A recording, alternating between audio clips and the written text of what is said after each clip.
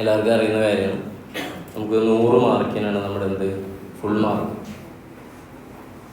ഇത് 2022 സിലബസിലുള്ളതാണ്. നമ്മൾ ചെയ്യുന്നതിൽ 2007 ഉണ്ടാവും, 16 ഉണ്ടാവും. പക്ഷെ നമ്മൾ ആദ്യത്തെ പ്രയോറിറ്റി ഏതിന് കൊടുക്കും? 22 എല്ലാ ക്വസ്റ്റ്യൻ പേപ്പറും കഴിഞ്ഞതിന് ശേഷം സമയമുണ്ടെങ്കിൽ മാത്രമേ നമ്മൾ ഇതിലേക്ക് കൊടുക്കും. 16 അങ്ങനെയല്ലേ പ്രയോറിറ്റി കൊടുക്കേണ്ടത് അല്ലേ? ഓക്കെ. ഇനി 3 മണിക്കൂറാണുള്ളത്. അപ്പോൾ നിങ്ങൾക്കറിയാം, ഇതിൽ പ്രത്യേകം ശ്രദ്ധിക്കേണ്ട കാര്യം, നമ്മുടെ പേപ്പർ 12 ഒക്കെ അറിയുന്നതല്ലേ, നമുക്ക് ആവശ്യം വരും. ഫ്രണ്ടിൽ എഴുതാനൊക്കെ ഉണ്ട്, ഞാൻ സമയം തരാം കേട്ടോ. The figures in the margin on the right hand side indicate full marks, which means ഈ സാധനം അവിടെ ഓരോന്നിൻ്റെ മാർക്കിന് അടിയിൽ പറയും. കണ്ട, consider necessary suitable assumption may be made and clearly indicate in the answer. നിങ്ങൾ എന്തെങ്കിലും അസംഷൻ എടുക്കുന്നുണ്ടെങ്കിൽ എന്ത് ചെയ്യാം? നിങ്ങൾക്കത് ആൻസറിൽ കൃത്യമായിട്ട് പറയാം. അപ്പം നിങ്ങൾക്കറിയാം, നമ്മൾ ക്ലാസ് റൂമിലൊക്കെ ഡിസ്കസ് ചെയ്യുന്ന സമയത്ത് ഒരു പ്രോബ്ലം നമ്മൾ ഒരു പേഴ്സ്പെക്റ്റീവ് പറയുമ്പോൾ, ഓക്കെ, നമ്മൾ ഏത് പേഴ്സ്പെക്റ്റീവിലാണ് പറയാം? ടെക്സ്റ്റിൽ എന്താ ഉള്ളത് അതിലാണ് പറയാം. അപ്പോൾ ചില കുട്ടികൾ ചോദിക്കും, ഞങ്ങൾക്ക് ഇങ്ങനെ ആയിക്കൂടെ, ഇങ്ങനെ ആയിക്കൂടെ. അപ്പോൾ ആയിക്കോട്ടെ, നിങ്ങൾക്ക് അങ്ങനെ ഒന്ന് തോന്നുന്നുണ്ടെങ്കിൽ നിങ്ങൾക്ക് എന്ത് ചെയ്യാം? പക്ഷെ ലോജിക്കലായിരിക്കണം. നിങ്ങൾക്ക് അത് വേണമെങ്കിൽ എന്ത് ചെയ്യാം? എഴുതി വെക്കാം. പിന്നെ നമ്മളത് എൻ്റർടൈൻ ചെയ്യില്ല. നമുക്ക് ഏറ്റവും നല്ലത് ഏതാണ്? ടെക്സ്റ്റിൽ എന്താണോ അവർ വെച്ചിട്ടുള്ള അസംഷൻ അതിൽ പോകലാണ് ഏറ്റവും ഭംഗി. ഓക്കെ. പിന്നെ ഓൾ വർക്കിംഗ്, അടുത്തൊരു ചോദ്യമാണ്. സാർ, ഇതിന് വർക്കിംഗ് നോട്ട് എഴുതണോ? പലരും ക്വസ്റ്റ്യൻ അല്ലേ കണ്ടിട്ടില്ലേ? വർക്കിംഗ് നോട്ട് എഴുതണോ? ഇതൊന്നും വേണ്ടല്ലോ എന്ന് വിചാരിച്ച് പല ആളുകളും എന്ത് ചെയ്യാറുണ്ട്? അത് വിട്ട് കളയാറുണ്ട്. നിങ്ങൾക്കറിയാം, നമ്മൾ പലരും ഇതിൽ എക്സാം എഴുതി പല കുട്ടികളുണ്ടാവും. എക്സാം എഴുതി തിരിച്ചു വന്നിട്ട് നിങ്ങൾ പറയാറുണ്ട്, എന്തായാലും എനിക്ക് എന്ത് ചെയ്യും? ഇപ്പോൾ ഫിനാൻഷ്യൽ അക്കൗണ്ടിങ്ങിൽ എനിക്ക് എന്തായാലും എന്ത് ചെയ്യും? എക്സംഷൻ കിട്ടും. അത്ര പെർഫെക്റ്റ് ആയിട്ട് ഞാൻ എഴുതിയിട്ടുണ്ട്. തിരിച്ചു വന്നിട്ട് നിങ്ങൾ ഓരോന്ന് എഴുതിയത് മാർക്കുകൾ കൂട്ടി നോക്കുമ്പോൾ ടോട്ടലായിട്ട് എന്ത് ചെയ്യുന്നുണ്ടാവും? 70 കിട്ടുന്നുണ്ടാവും. എന്നിട്ട് പിന്നെ എക്സാമിൻ്റെ റിസൾട്ട് വന്നു കഴിഞ്ഞാൽ എന്ത് ചെയ്യും? 40, 42, 39 ഇതൊക്കെ കിട്ടിയത്. അതിൻ്റെ കാരണം നമ്മൾ പറയുന്നതാണിത്, ഈ presentation one of the important factor. അതുപോലെ നിങ്ങൾ വിചാരിക്കും ചില സാധനങ്ങൾ ഒരു ക്വസ്റ്റ്യൻ കിട്ടി, ഇപ്പോൾ സ്റ്റാൻഡേർഡ് കോസ്റ്റിങ്ങിൻ്റെ മെറ്റീരിയൽ ബാലൻസിൻ്റെ ഒരു ക്വസ്റ്റ്യൻ കിട്ടി കഴിഞ്ഞാൽ നിങ്ങൾ ഓവർ കോൺഫിഡൻ്റ് ആവും. അത് സൂപ്പറാണല്ലോ, ഇതെനിക്ക് എന്തായാലും കിട്ടും എന്ന രീതിയിൽ വളരെ സിമ്പിളായിട്ടുള്ള ക്വസ്റ്റ്യൻ എന്ത് ചെയ്യും? 7 മാർക്കിൻ്റെ നിങ്ങൾ ചിലപ്പോൾ തിരിച്ചു പോകും. ഏതെങ്കിലും സ്റ്റാൻഡേർഡ് റേറ്റ് എടുക്കുന്നിടത്ത് എമൗണ്ട് എന്തെങ്കിലും ഒരു മാറ്റം, ചെറിയൊരു മാറ്റം മതി, മൊത്തം നിങ്ങൾക്ക് മാർക്ക് എന്ത് ചെയ്യും? പോകും. സ്റ്റെപ്പ് മാർക്കിംഗ് എന്നുള്ളൊരു കോൺസെപ്റ്റ് ഉണ്ട്. ഇത് എല്ലായിടത്തും അപ്ലൈ ചെയ്യണ്ടോ എന്ന് അറിയില്ല. പക്ഷേ ഇൻസ്റ്റിറ്റ്യൂട്ടിന് അങ്ങനെ ഒരു പരിപാടിയുണ്ട്. ഞാൻ ക്ലാസ്സുകളൊക്കെ പറഞ്ഞിട്ടുണ്ടാവുന്നതിലും ഒന്നുകൂടെ പറയട്ടെ. ഇത് കോസ്റ്റ് ഷീറ്റ് പ്രിപ്പയർ ചെയ്യുകയാണെങ്കിൽ നിങ്ങൾ ഡയറക്റ്റ് മെറ്റീരിയൽ എഴുതി, ഡയറക്റ്റ് ലേബർ എഴുതി, ഡയറക്റ്റ് എക്സ്പെൻസ് എഴുതി, നിങ്ങൾ ബ്രെയിൻ കോസ്റ്റ് ആഡ് ചെയ്യുമ്പോൾ 10, 5 പിന്നെ 5 ഇപ്പോൾ ടോട്ടൽ എത്ര വരണം? ഓക്കെ. അപ്പോൾ ഒരു കുട്ടി എന്ത് ചെയ്തില്ല? ഇവിടെ എഴുതിയില്ല, വിട്ടുപോയി ഡയറക്റ്റ്. എന്നിട്ട് എത്ര എഴുതി? 15 എഴുതി. പിന്നെ ഇവിടുന്ന് അങ്ങോട്ടൊക്കെ വളരെ പെർഫെക്റ്റ് ആയിട്ട് എഴുതിയിട്ട് കാര്യമുണ്ടോ? ഇല്ല. സ്റ്റെപ്പ് മാർക്കിംഗ് എന്ന് പറഞ്ഞാൽ ഏത് വരെയാണോ നിങ്ങളുടെ ശരിയായത്, ഏതുവരെ, ഇതുവരെ അല്ലേ, ഇതിൻ്റെ മാർക്ക് എടുക്കും. നമുക്ക് ഒരു 8 മാർക്കിൻ്റെ ക്വസ്റ്റ്യൻ ആണെങ്കിൽ, 7 മാർക്കിൻ്റെ ക്വസ്റ്റ്യൻ ആണെങ്കിൽ എത്ര കിട്ടും? 2 മാർക്ക് കിട്ടും. ഓക്കെ അല്ലേ? അപ്പോൾ നിങ്ങളെങ്ങാനും ഒരു ക്വസ്റ്റ്യൻ നിങ്ങൾക്ക് അറിയുന്നത് എക്സാമിന് കിട്ടിക്കഴിഞ്ഞാൽ നിർബന്ധമായിട്ട് എന്ത് ചെയ്യണം? ആ ക്വസ്റ്റ്യൻ പൂർണ്ണമായിട്ടും പെർഫെക്റ്റായിട്ട് എഴുതിയില്ലെന്ന് ഉറപ്പ് വരുത്താൻ വേണ്ടി കാൽക്കുലേറ്ററിൽ ഇങ്ങനെ ഒന്നുകൂടെ ഇതാക്കിയിട്ട് എന്ത് ഓർമ്മിക്കണം. അങ്ങനെ എത്ര തവണകൾ നിങ്ങളങ്ങനെ ചെയ്യുന്നുണ്ടോ എന്ന് എനിക്ക്, ഞാൻ ചെയ്തിട്ട് എനിക്ക് പലപ്പോഴും ചെയ്തിട്ടുണ്ട്. പിന്നെ ഒക്കെ കഴിഞ്ഞ് ലാസ്റ്റ് ചിലപ്പോൾ ഒരു 10 നമ്മൾ കൃത്യമായിട്ടൊന്ന് എഴുതി കഴിഞ്ഞാൽ മിക്കവാറും എക്സാമിന് എന്ത് ഒരു 1, 2, 3 കൊണ്ടൊക്കെ കഴിയാറുണ്ട് ചിലതൊക്കെ. അത് കഴിഞ്ഞിട്ട് നമ്മളിങ്ങനെ റിലാക്സ് ചെയ്തിട്ട് വെറുതെ ഇങ്ങനെ ഓരോ ക്വസ്റ്റ്യൻ എടുത്തിട്ട് ചില ആളുകൾ നേരത്തെ എഴുന്നേറ്റ് വരും. ഒരിക്കലും ചെയ്യരുത്. കാരണം എന്താ, ഞാൻ നന്നായി എഴുതിയിട്ടുള്ളതാണ്. പക്ഷെ അപ്പോൾ ക്വസ്റ്റ്യനും ആൻസറും കൂടെ ഒന്നുകൂടെ കാൽക്കുലേറ്റ് ഇട്ടാൽ പല മിസ്റ്റേക്കും നമുക്ക് ഐഡൻറ്റിഫൈ ചെയ്യാൻ പറ്റും. അപ്പോൾ എല്ലാവരും അതൊന്ന് ശ്രദ്ധിക്കണം. അല്ലാതെ കുറേ വാരി വെച്ചിട്ട് നമ്മൾ യൂണിവേഴ്സിറ്റി എക്സാമിന് വേണ്ടി എഴുതുന്ന പോലെ എന്ത് ചെയ്യാം? കുറേ ക്വസ്റ്റ്യൻ പേപ്പർ ഇങ്ങനെ എല്ലാം 100 മാർക്കിന് ഇങ്ങനെ അറ്റൻഡ് ചെയ്യാന്നൊക്കെ നമ്മുടെ മൈൻഡിലുണ്ടല്ലോ. സാധാരണ നമ്മളങ്ങനെ സെറ്റ് ചെയ്ത് വെച്ചിട്ടുണ്ടാവും. മാക്സിമം അറിയില്ലെങ്കിലും ക്വസ്റ്റ്യൻ അറ്റൻഡ് ചെയ്യുക. അങ്ങനെ വെറുതെ ക്വസ്റ്റ്യൻ അറ്റൻഡ് ചെയ്താൽ 2 മാർക്ക് അങ്ങനെ കിട്ടൂല. എന്തെങ്കിലും കണ്ടന്റ് ഉണ്ടെങ്കിൽ മാത്രമേ കിട്ടുള്ളൂ. അപ്പോൾ അറിയുന്നത് 100% പെർഫെക്ഷനോടുകൂടി എഴുതാൻ വേണ്ടി ശ്രമിക്കാം. ഒന്നാമത്തെ ക്വസ്റ്റ്യൻ വൈകല്ലേ, എന്താ?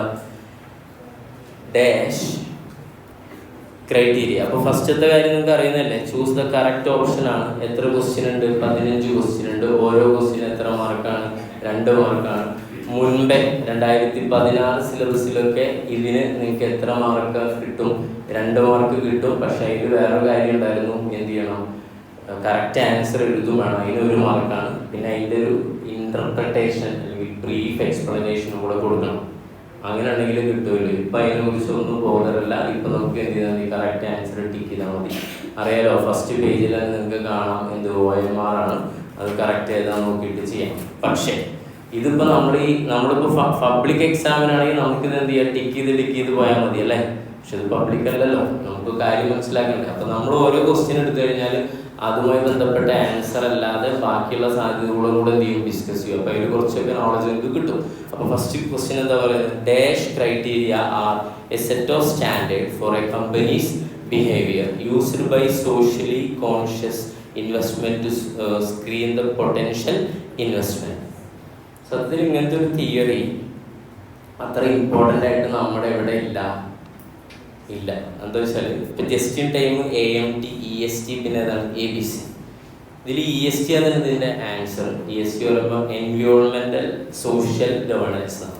നിങ്ങൾ മറ്റു സബ്ജക്റ്റിലൂടെ പഠിച്ചിട്ടുണ്ടാവും ഇല്ല, ഫൈനൽ അത് പഠിക്കാനുണ്ട് ഈ സാധനം EST, ഫിനാൻഷ്യൽ റിപ്പോർട്ടിങ്ങിൽ. ഓക്കെ അല്ലേ. അപ്പോൾ എന്താണ് സാധനം എന്ന് പറയാം. ഫുൾ ഫോം ഞാൻ എഴുതി വെച്ചായിരുന്നോ, നിങ്ങൾക്ക് വേണ്ടല്ലോ, നിങ്ങൾ എഴുതൂലേ, ഒന്ന് എഴുതി വെച്ചോളൂ. എന്തോ അവിടെ ഈ ക്ലാസ്സിൽ ഇരിക്കുന്ന പോലെ ഇങ്ങനെ പൊട്ട ബിസ്ക്കറ്റ് എഴുതി ഇരിക്കല്ലേ, ഒന്ന് ആക്റ്റീവായിട്ട് കാര്യങ്ങളൊക്കെ എഴുതി വെക്കും. Environmental social governance.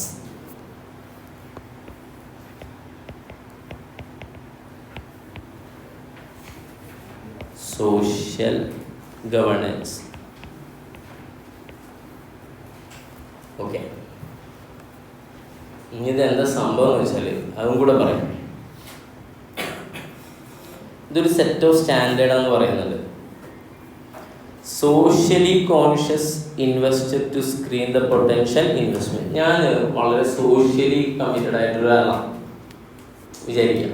ഞാൻ ഇൻവെസ്റ്റ് ചെയ്യുമ്പോൾ എനിക്കൊരു നിർബന്ധ ബുദ്ധിയുണ്ട്. എന്താണ്, ഞാൻ സോഷ്യൽ റെസ്പോൺസിബിലിറ്റി ഇമ്പോർട്ടൻസ് കൊടുക്കുന്ന ഒരു കമ്പനിയിൽ എന്ത് ചെയ്യുള്ളൂ, ഇൻവെസ്റ്റ് ചെയ്യുള്ളൂ.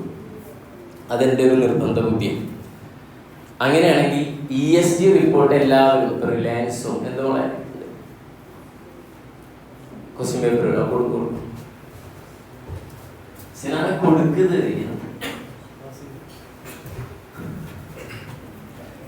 ഓക്കെ, ഫ്ലോ എവിടെ എത്തി? അപ്പോൾ ടാറ്റ, റിലയൻസ് എല്ലായിടത്തും നിങ്ങൾക്ക് ഗൂഗിൾ ചെയ്ത് നോക്കിയപ്പോൾ ഗൂഗിൾ ചെയ്യണ്ട, ഗൂഗിൾ ചെയ്ത് നോക്കിയാൽ മനസ്സിലാവും. എല്ലാ കമ്പനികളുടെയും എന്തുണ്ടാവും, ESG റിപ്പോർട്ട് കിട്ടും. ഓക്കെ അല്ലേ. അഥവാ അവർ സോഷ്യലി എന്തൊക്കെ കമ്മിറ്റ്മെൻറ്റ്, അവരുടെ സോഷ്യൽ റെസ്പോൺസിബിലിറ്റി അക്കൗണ്ടിങ് പഠിച്ചിട്ടുണ്ട്. CSR ഫണ്ടിനെ കുറിച്ചൊക്കെ പറഞ്ഞു. അതെ, ഇതേപോലെ CSR കുറച്ച് പ്രയോറിറ്റി കൊടുക്കുന്ന കമ്പനി. CSR നിർബന്ധം. മറ്റേത് ഈ സാധനങ്ങളൊക്കെ എന്താണ്, അവർക്ക് ലോങ് ടേമിലേക്ക് നിലനിൽക്കണമെങ്കിൽ നിർബന്ധമുള്ള കാര്യം. അതുപോലെ കമ്പനിയുടെ short term long term goal പറയാറില്ലേ. ഷോർട്ട് ടേം ഗോൾ എന്ന് പറയുന്നത് ഒരു പ്രോഫിറ്റാണ്. ലോങ് ടേം എന്ന് പറഞ്ഞാൽ എന്താണ്, കാലങ്ങളോളം ഇവിടെ നിലനിൽക്കുക എന്നുള്ളത്. അങ്ങനെ നിലനിൽക്കുന്ന കമ്പനികളൊക്കെയാണ് ടാറ്റയൊക്കെ. അങ്ങനെ ടാറ്റയൊക്കെ അങ്ങനെ നിലനിൽക്കാൻ കാരണം അവരുടെ ESG കമ്മിറ്റ്മെൻ്റ് ആണ്. അപ്പോൾ നോക്കൂ, criteria are a set of standard for company's behaviour used by social conscious investor to screen the potential investment. മൊത്തം മലയാളം പറയുന്നത് ഞാൻ ഇൻവെസ്റ്റ് ചെയ്യാൻ പോകണം, ഞാൻ സോഷ്യലി എന്ത് ചെയ്യുന്ന റെസ്പോൺസിബിൾ ആയിട്ടുള്ള കമ്പനിയിൽ ഇൻവെസ്റ്റ് ചെയ്യുള്ളൂ. അപ്പോൾ ഞാൻ ഒരു കമ്പനിയുടെ സോഷ്യൽ റെസ്പോൺസിബിലിറ്റി എത്ര കണ്ടുണ്ടെന്ന് അറിയാൻ ഞാൻ എന്ത് വെച്ചിട്ടാണ് ചെയ്യുക? അവരുടെ ട്രേഡിംഗ് ഫീ എല്ലാം കൊണ്ട് ബാലൻസ് ഷീറ്റ് നോക്കിയിട്ട് പറ്റുമോ? ഇല്ല, അവരുടെ ESG റിപ്പോർട്ട് നോക്കി എനിക്ക് മനസ്സിലാവും. അത്രേ ഉള്ളൂ. രണ്ടാമത്തത് നമ്പർ 2. ഓക്കെ അല്ലേ. ഇപ്പം നിങ്ങൾ ഇത് ജസ്റ്റ് എഴുതി വെച്ചാൽ മതി കാര്യങ്ങളൊക്കെ. എല്ലാവർക്കും കിട്ടിയില്ല ആൻസർ? നമുക്കറിയാം, നമ്മൾ 2 സ്റ്റെപ്സാണ് ഫോളോ ചെയ്യാറ് ABCയിൽ. എന്തൊക്കെ സ്റ്റെപ്പാണ്? Step 1 computation of cost driver rate. പിന്നെ അടുത്ത ഏതാണ്? അപ്പോർഷൻമെന്റ് അല്ലെങ്കിൽ allocation of overhead to the cost object അല്ലെങ്കിൽ പ്രൊഡക്റ്റ്. ഇവിടെ അങ്ങനെ വെച്ച് നോക്കുമ്പോൾ നമ്മുടെ company limited produce 10,000 unit of ഏതാണ് എസും 15,000 യൂണിറ്റ് ഓഫ് ഏതും ഉണ്ടാക്കുന്നുണ്ട്, ആറും ഉണ്ടാക്കുന്നുണ്ട്. അവരുടെ ടോട്ടൽ കോസ്റ്റ് എത്ര വരുന്നത്? 2 lakh. ടോട്ടൽ കോസ്റ്റ് എന്ന് പറഞ്ഞാൽ അത് 2 ടൈപ്പ് സാധനമായിട്ട് വരുന്നുണ്ട്. എങ്ങനെ പറയുന്നത്? Total cost 2 type of activity. ഏതൊക്കെയാണ്? Machine hour related activity number 1. പിന്നെ അടുത്തത് ലേബർ റിലേറ്റഡ് ആക്ടിവിറ്റി. അത് ഏത് റേഷ്യോയിലാണ്? 3:2. വിച്ച് മീൻസ് നിങ്ങളുടെ 2 ലക്ഷത്തിൽ 3/5 ഏതിന് വേണ്ടിയിട്ടുള്ളതാ? മിഷൻ ഹവർ റിലേറ്റഡ് ആക്ടിവിറ്റിക്കും. 2/5 ഏതിന് വേണ്ടിയിട്ടുള്ളതാ? Labour hour related. അപ്പോൾ നിങ്ങൾക്ക് അതിൻ്റെ കോസ്റ്റ് കണ്ടെത്തി തന്നൂടെ? ഓക്കെ. അപ്പോൾ മിഷൻ റിലേറ്റഡ് എത്ര വരും പറയൂ? 2 lakh ഇൻറ്റു 3/5 പറയും 1,20,000. പിന്നെ സ്വാഭാവികമായിട്ട് 80,000 ആയിരിക്കും ഏതുണ്ടാവും, മറ്റൊന്നുണ്ടാവും. ഓക്കെ, ഇതും അടിയിലത്തെ. അപ്പോൾ കഴിഞ്ഞു. പിന്നെ അടുത്ത ഏതാ പറയുന്നത്? താഴെ the following information is also available. Machine hour ഉണ്ട്. പ്രൊഡക്റ്റ് എസിൻ്റെ എത്രയാ? 3,000. പിന്നെ പ്രൊഡക്റ്റ് ആറിന് എത്രയാ? 2,000. അപ്പോൾ ഇത് ടോട്ടൽ ചെയ്താൽ എത്ര വരും? ടോട്ടൽ ചെയ്തിട്ട് അവിടെ എഴുതുന്ന നോക്ക്. ഞാൻ ഇങ്ങനെ എഴുതി തരേണ്ടി വരുമോ? വേണ്ടല്ലോ, അതൊക്കെ ഒന്ന് ചെയ്തോളൂ. 5,000 പിന്നെ എത്രയാണ്? 3,000, 8,000 മതി. ഇത്ര മതി. എന്നിട്ട് അവർ ചോദിച്ചതാണ് ആറിൻ്റെയും എസിൻ്റെയും കോസ്റ്റ് പെർ യൂണിറ്റ് ആണ്. ഓക്കെ അല്ലേ? ക്വസ്റ്റ്യൻ കിട്ടിയില്ലേ? മാഷ് ചെയ്യട്ടെ? ഓക്കെ.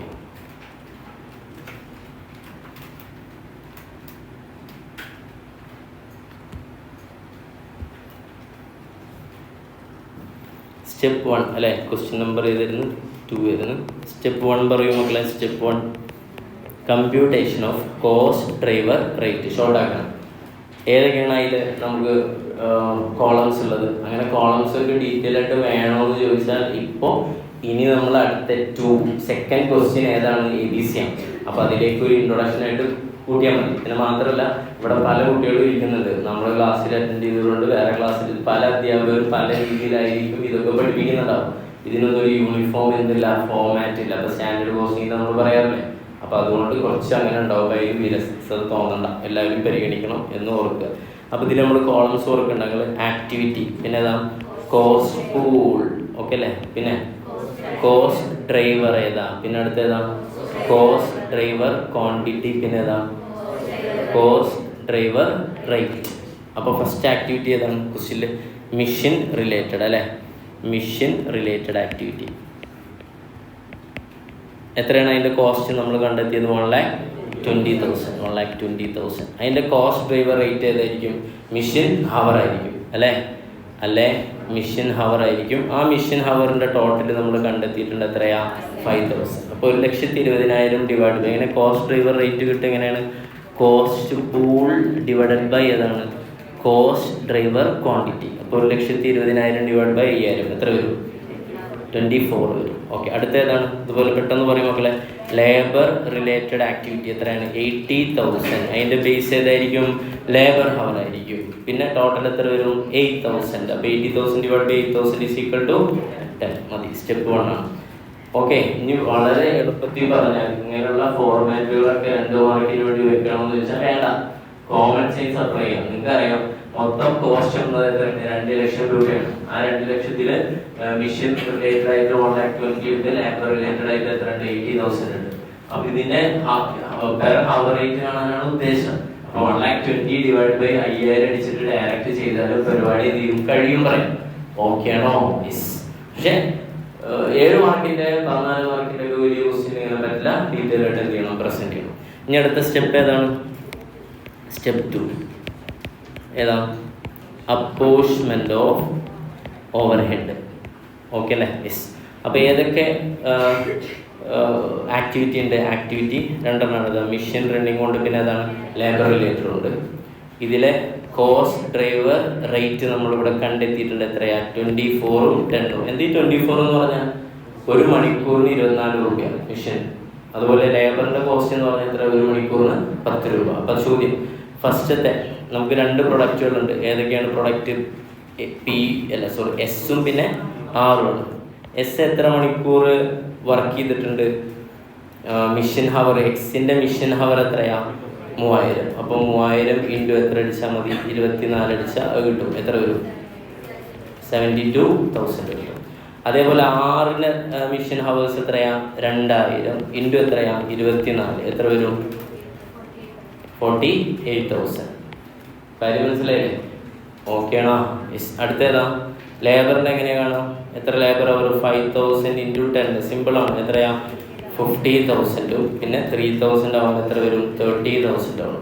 ഇപ്പോൾ നമുക്ക് എസിൻ്റെ ടോപ്പ് കോസ്റ്റ് കിട്ടി. 50ഉം 72ഉം എത്രയാ? 1,22,000. അതുപോലെ 30, 48, 4, 3, 78,000. എത്ര നമ്പർ ഓഫ് യൂണിറ്റ് ആണ് എസ് ഉണ്ടാക്കുന്നത് നമുക്ക് ഓൾറെഡി തന്നിട്ടുണ്ട് ക്വസ്റ്റ്യനിൽ 10,000. ഇവിടെ എത്ര എന്ന് പറഞ്ഞിട്ടുണ്ട് 15,000. അങ്ങനെ ഡിവൈഡ് ചെയ്താൽ എന്ത് കിട്ടും? പെർ യൂണിറ്റിൻ്റെ കോസ്റ്റ് കിട്ടും. എത്ര വരും പെർ യൂണിറ്റ് കോസ്റ്റ്? 12.20. മക്കളെ ഇരുന്ന് വർക്കൗട്ട് ചെയ്യ്, പാർട്ടിസിപ്പേറ്റ് ചെയ്യും. നിങ്ങളെന്താ സിനിമ ആണ് ഇരുന്നിട്ട്? എത്ര? 5.2. ഇത് ആൻസർ വരുന്ന ഏതെങ്കിലും ഉണ്ടോ? ഏതാ? സി. അപ്പോൾ സി ആണ് കറക്റ്റ് ആൻസർ. ഓക്കെ അല്ലേ? ക്ലിയർ? അതെ, ഇനി ഇത് ഒറ്റ സ്ട്രെച്ചിൽ ചെയ്യാൻ എളുപ്പമല്ലേ? ഇതെങ്ങനെ ചെയ്യാലും മതി. അതെ ഞാൻ പറയാം, ഒരു കോമൺ സെൻസ് ഉള്ള ആൾക്ക് ഇത് എങ്ങനെ അപ്ലൈ ചെയ്യാം ശ്രദ്ധിക്കും. 10,000 യൂണിറ്റ് അല്ലേ ഇതുണ്ടാക്കുന്നത്. അപ്പോൾ ഈ ടോട്ടൽ കോസ്റ്റ് കാണാൻ എസ്സിന് 2 ടൈപ്പ് കോസ്റ്റ് ഉണ്ട്. ഏതാണ്? മിഷീൻ്റെ ഉണ്ട്, ലേബർ റിലേറ്റഡ് ഉണ്ട്. അപ്പം മിഷീൻ്റെ കോസ്റ്റ് കാണാൻ 1,20,000 അടിക്ക് 1,20,000 ഡിവൈഡഡ് ബൈ എത്രയാ? 5,000 അല്ലേ? ഇൻറ്റു എത്ര അടിച്ചാൽ മതി? 3,000. എത്ര വരും? കണ്ട എത്രയോ ആവശ്യമുള്ളൂ. മനസ്സിലായ? ഒന്നുകൂടെ വ്യക്തമാക്കിയാൽ ഇത്രയേ വേണ്ടുള്ളൂ. 1,00,000 2 കോസ്റ്റ് ഉണ്ട്, മിഷൻ റിലേറ്റഡും ലേബറും. ഇത് 1,20,000 ഉണ്ട്. ഇവിടെ എത്ര ഉണ്ട്? 80,000 ഉണ്ട്. ഇതിനെ ആർക്കൊക്കെ വീതിക്കണം? പിക്കും പിന്നെ എസ്സും പിന്നെ ഏതാ? അല്ല എസ്സും പി അല്ലേ? എസ്സും ആറും എസ്സും ആറിനും വേണ്ടി എന്ത് ചെയ്യണം? വീതിക്കണം. ഏത് റേഷ്യോയിലാണ് വീതിക്കേണ്ടത്? അവരുടെ ഇവിടെ ഏത് റേഷ്യോയിലാണ്? Labour hour. ഇവിടെ ഏതാ? അല്ല, ആദ്യം മിഷൻ അവർ, ഇവിടെ ഏതാ? Labour hour. ഇത്രയേ ഉള്ളൂ. ഓക്കെ അല്ലേ? ഏതാണ് ലേബർ അവർ വരുന്നത്? ലേബർ അവർ 5,000 പിന്നെ എത്രയാ? 3,000. ഇവിടെ ഏതാ വരുന്നത്? 3,000 പിന്നെ എത്രയാ? 2,000. ഇനി വേണമെങ്കിൽ ഷോർട്ടാക്കിയിട്ട് 3:2 വീതിച്ചാൽ പോരെ? എത്ര വരും? 1,20,000 ഇൻറ്റു 3/5 72,000. ഓക്കെ അല്ലേ? 2/5 എത്ര വരും? 40. കണ്ടോ? ഇങ്ങനെ പോരെ. പിന്നെ എന്തിനാ സാർ ഇങ്ങനെ പറഞ്ഞെന്ന് വെച്ചാൽ വലിയ ക്വസ്റ്റ്യൻ ചെയ്യാനുള്ള ഇൻഫർമേഷനാണ്. ഓക്കെ, നിങ്ങളിപ്പോൾ ഇത് നോട്ട് ചെയ്യുന്നുണ്ട് അവിടെ? എന്താ പ്ലാന്? ഞാൻ പറഞ്ഞ പ്ലാൻ അല്ലേ നല്ലത്? മൊത്തമായിട്ടുണ്ട് ചെയ്തിട്ട് പിന്നെ നിങ്ങളെ വിട്ടാൽ പോരെ? ഒന്ന് അല്ലെങ്കിൽ മറ്റൊരു ഓപ്ഷൻ വേണമെങ്കിൽ ചെയ്യാം. നിങ്ങൾക്ക് കംഫർട്ടബിൾ ആയ രീതിയിൽ ചെയ്യാം. ഇത് ഓരോന്ന് പറഞ്ഞിട്ട് ഗ്യാപ്പ് വന്നിട്ട് എഴുതി പോവാം. ഏതാ വേണ്ടത്? അപ്പോൾ ഇത് ഞാൻ പറഞ്ഞിട്ട് സ്റ്റോപ്പ് ചെയ്യാം, എന്നിട്ട് കഴിഞ്ഞിട്ട് അടുത്തേക്ക് പറയാം. അങ്ങനെ പോകണം. ഒരുമിച്ചിട്ട് പറഞ്ഞു പോവല്ലേ? അല്ലേ? അപ്പോൾ നിങ്ങൾക്ക് സ്വന്തമായിട്ട് ഫ്ലോയിൽ ഒരുമിച്ചിരുന്ന് ചെയ്യാലോ. ഓക്കെ, ഈ തിരക്കിൻ്റെ ഇടയിൽ ചിലപ്പോൾ ചിലവർ എന്ത് ചെയ്യും? ബാക്കിലായി പോകും. അപ്പോൾ അത് വേണ്ട. അല്ലേ? ഓക്കെ, അടുത്ത ക്വസ്റ്റ്യൻ മൈക്ക.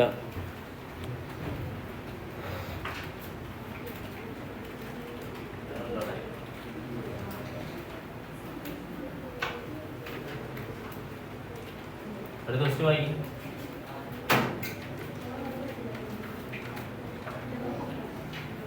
ഹലോ, ഇനി ഇതിൻ്റെ ആൻസറൊക്കെ ഇവിടെ ഉണ്ടാവും, അറിയാലോ. നിങ്ങൾക്ക് ഇങ്ങനെ ചെയ്യുന്ന സമയത്ത് ഡൗട്ട് വരുമ്പോൾ പറഞ്ഞ് ഞാനിങ്ങനെ കാണിച്ചു തരാം. അത്ര ഞാൻ ആവശ്യമുണ്ടാവുള്ളൂ. പറയലൊക്കെ വളരെ കുറവേ വേണ്ടി വരുള്ളൂ.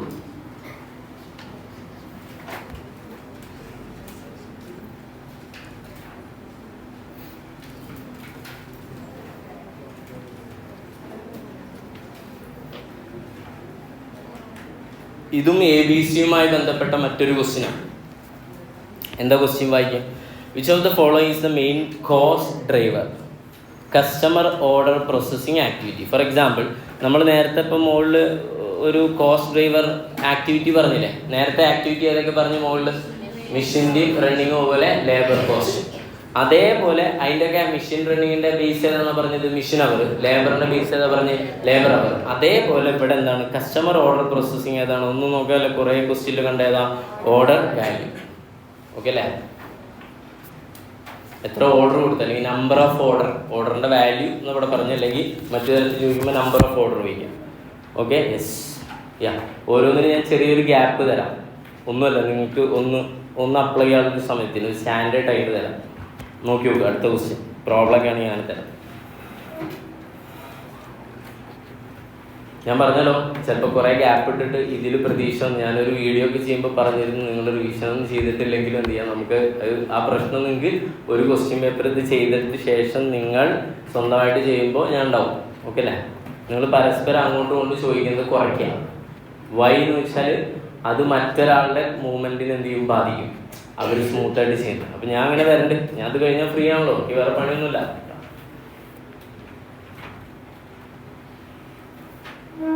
4th ക്വസ്റ്റ്യൻ നോക്കും.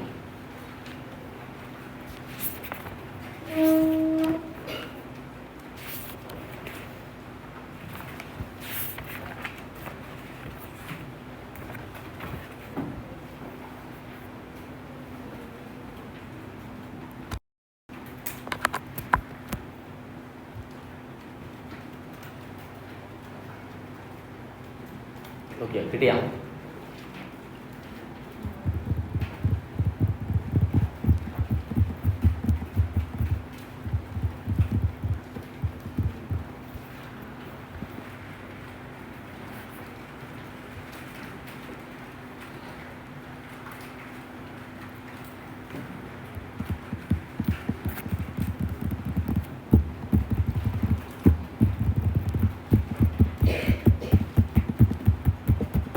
വീണ്ടും പറയണേ, എത്ര കണ്ട് നിങ്ങൾ എന്ത് ചെയ്യുന്നു, സംസാരിക്കാതെ ഫോക്കസ് ചെയ്തിരിക്കുന്നു, അത്ര കണ്ട് ഈ ക്യാമ്പ് നിങ്ങൾക്ക് എഫക്റ്റീവ് ആവും.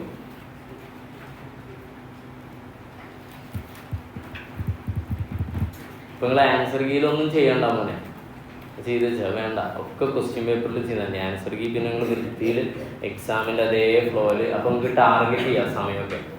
3 മണിക്കൂർ പോരാ. കാരണം നമ്മൾ ഓപ്ഷൻ ഇനി ആരും അത് ചോദിക്കണ്ട, സാർ അതിൽ 8 ക്വസ്റ്റ്യൻ അല്ല 5 ക്വസ്റ്റ്യൻ അറ്റൻഡ് ചെയ്താൽ പോലെ, ചിലത് ഒഴിവാക്കുക, അങ്ങനെയല്ല, എല്ലാം ചെയ്യാം. അല്ല ഞാൻ പറഞ്ഞു, നമ്മൾ എക്സാം എഴുതല്ലോ, അങ്ങനെ ഉണ്ടെങ്കിൽ നമുക്ക് അത് ചെയ്യാമല്ലോ. അപ്പോൾ എക്സാം എഴുതുമ്പോഴൊക്കെ ഇങ്ങനെ വന്ന് നിൽക്കാൻ പറ്റിയെങ്കിൽ എന്ത് എളുപ്പം വരുന്നല്ലേ. സാറ് തരാന്നൊക്കെ ഇങ്ങനെ എക്സ്പ്ലെയിൻ ചെയ്ത് തരാം, അങ്ങനെ ചെയ്യാം.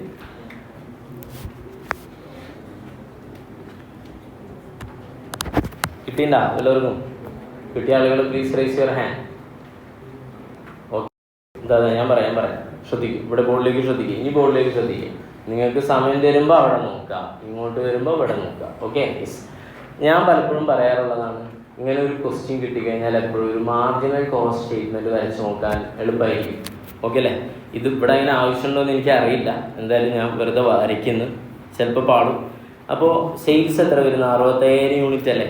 ഇൻറ്റു ഒരു യൂണിറ്റിന് എത്ര രൂപയാണ്? 80 രൂപ. പെട്ടെന്ന് അവനവൻ്റെ കാൽക്കുലേറ്ററിൽ ചെയ്ത് പറഞ്ഞുകൊണ്ടായിരിക്കും. 52 എന്താ ലക്ഷമാണ്, 52 ലക്ഷം മൈനസ് വാരിയബിൾ കോസ്റ്റ് അറിയോ? ഇല്ല. പക്ഷേ എന്തറിയാം? കോൺട്രിബ്യൂഷൻ അറിയാം. എത്ര പെർസെൻറ്റേജ് കോൺട്രിബ്യൂഷൻ? 20%. ഓക്കെ അല്ലേ? യെസ്. അപ്പോൾ എത്ര കിട്ടും? കോൺട്രിബ്യൂഷൻ 20% കണ്ടാൽ എത്ര വരും? 10,40,000. 10,40,000 നിന്ന് എന്ത് ലെസ് ചെയ്യാം? ഫിക്സ്ഡ് കോസ്റ്റ് ഡയറക്റ്റ് തന്നിട്ടുണ്ട്. എത്ര? 6,40,000. അപ്പോൾ എന്ത് കിട്ടി? പ്രോഫിറ്റ് കിട്ടി. പ്രോഫിറ്റ് കിട്ടിയാൽ ഒരു മണം വരും. എന്ത് മണം അത്? മാർജിൻ ഓഫ് സേഫ്റ്റിയുടെ ഫസ്റ്റ് ഇക്വേഷൻ ഏതാണ്? ഫസ്റ്റ് ഇക്വേഷൻ നോർമലി ഉള്ള actual sales minus PEP sales. അത് ഇവിടെ അപ്ലൈ ചെയ്യാൻ പറ്റുമോ? ഇല്ല, പറ്റായൊന്നുമില്ല. പറ്റും. ഫിക്സ്ഡ് കോസ്റ്റ് ഉണ്ട്. ഇത് സിമ്പിൾ ക്വസ്റ്റ്യനാ, പിന്നെന്ത് കിട്ടാതെ?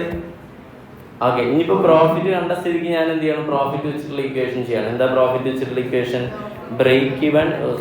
Margin of safety is equal to profit divided by PV ratio. Profit 4 lakh divide by PV ratio 20% എത്ര വരും?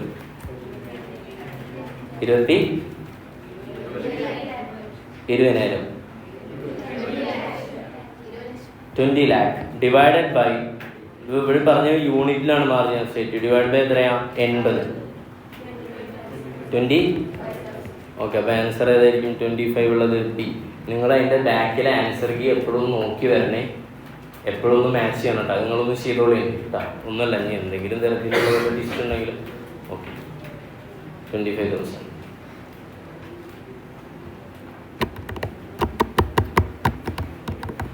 ഞാൻ പോട്ടെ. ഈ സാധനങ്ങൾക്ക് പിന്നെ ഞാൻ പറഞ്ഞല്ലോ, ഇതിപ്പോൾ എഴുതണമെന്നില്ല, പെട്ടെന്ന് എഴുതി ആക്കാൻ പറ്റുന്നൊക്കെ എഴുതാം, അല്ലാതെ പിന്നെ നോക്കാം. അടുത്ത ക്വസ്റ്റ്യനിലേക്ക് പോവാം. ഇതിവിടെ ഉണ്ടാവും, ഞാൻ ചോദിച്ചാൽ കാണിച്ചു തരാം കേട്ടോ. ഓക്കെ, അടുത്ത ക്വസ്റ്റ്യനിലേക്ക് പോവാം.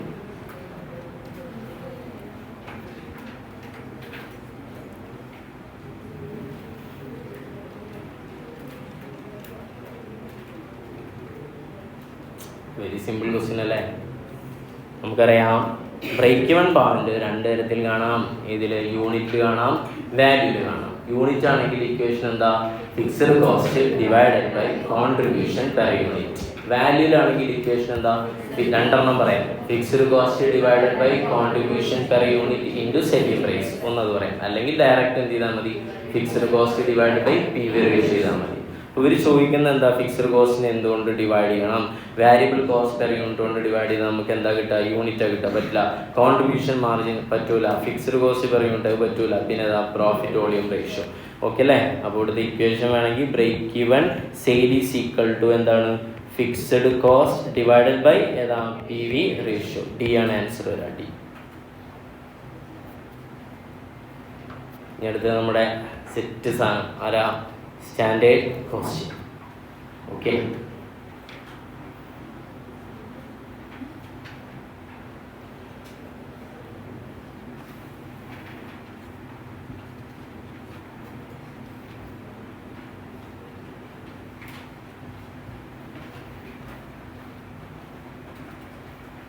try yourself.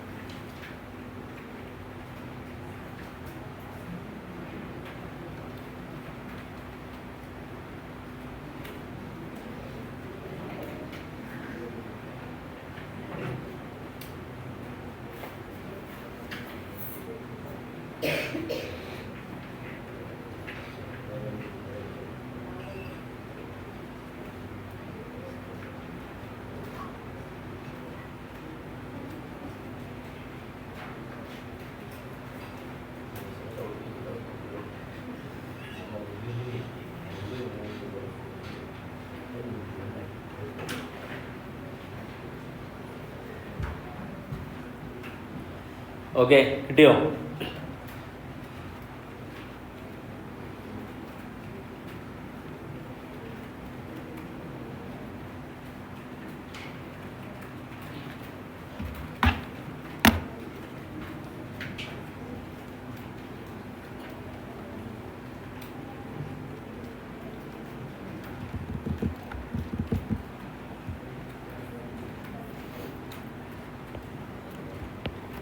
Labour efficiency variance എന്താ? നമ്മളെ പാറ്റേൺ അനുസരിച്ച് നമ്മൾ പറയാറുള്ള labour efficiency variance, labour cost variance 1 - 2, labour അല്ല ഇപ്പുറത്ത് റേറ്റ് വാരിയൻസ് 3 - 2, പിന്നെ എഫിഷ്യൻസി ഏതാണ്?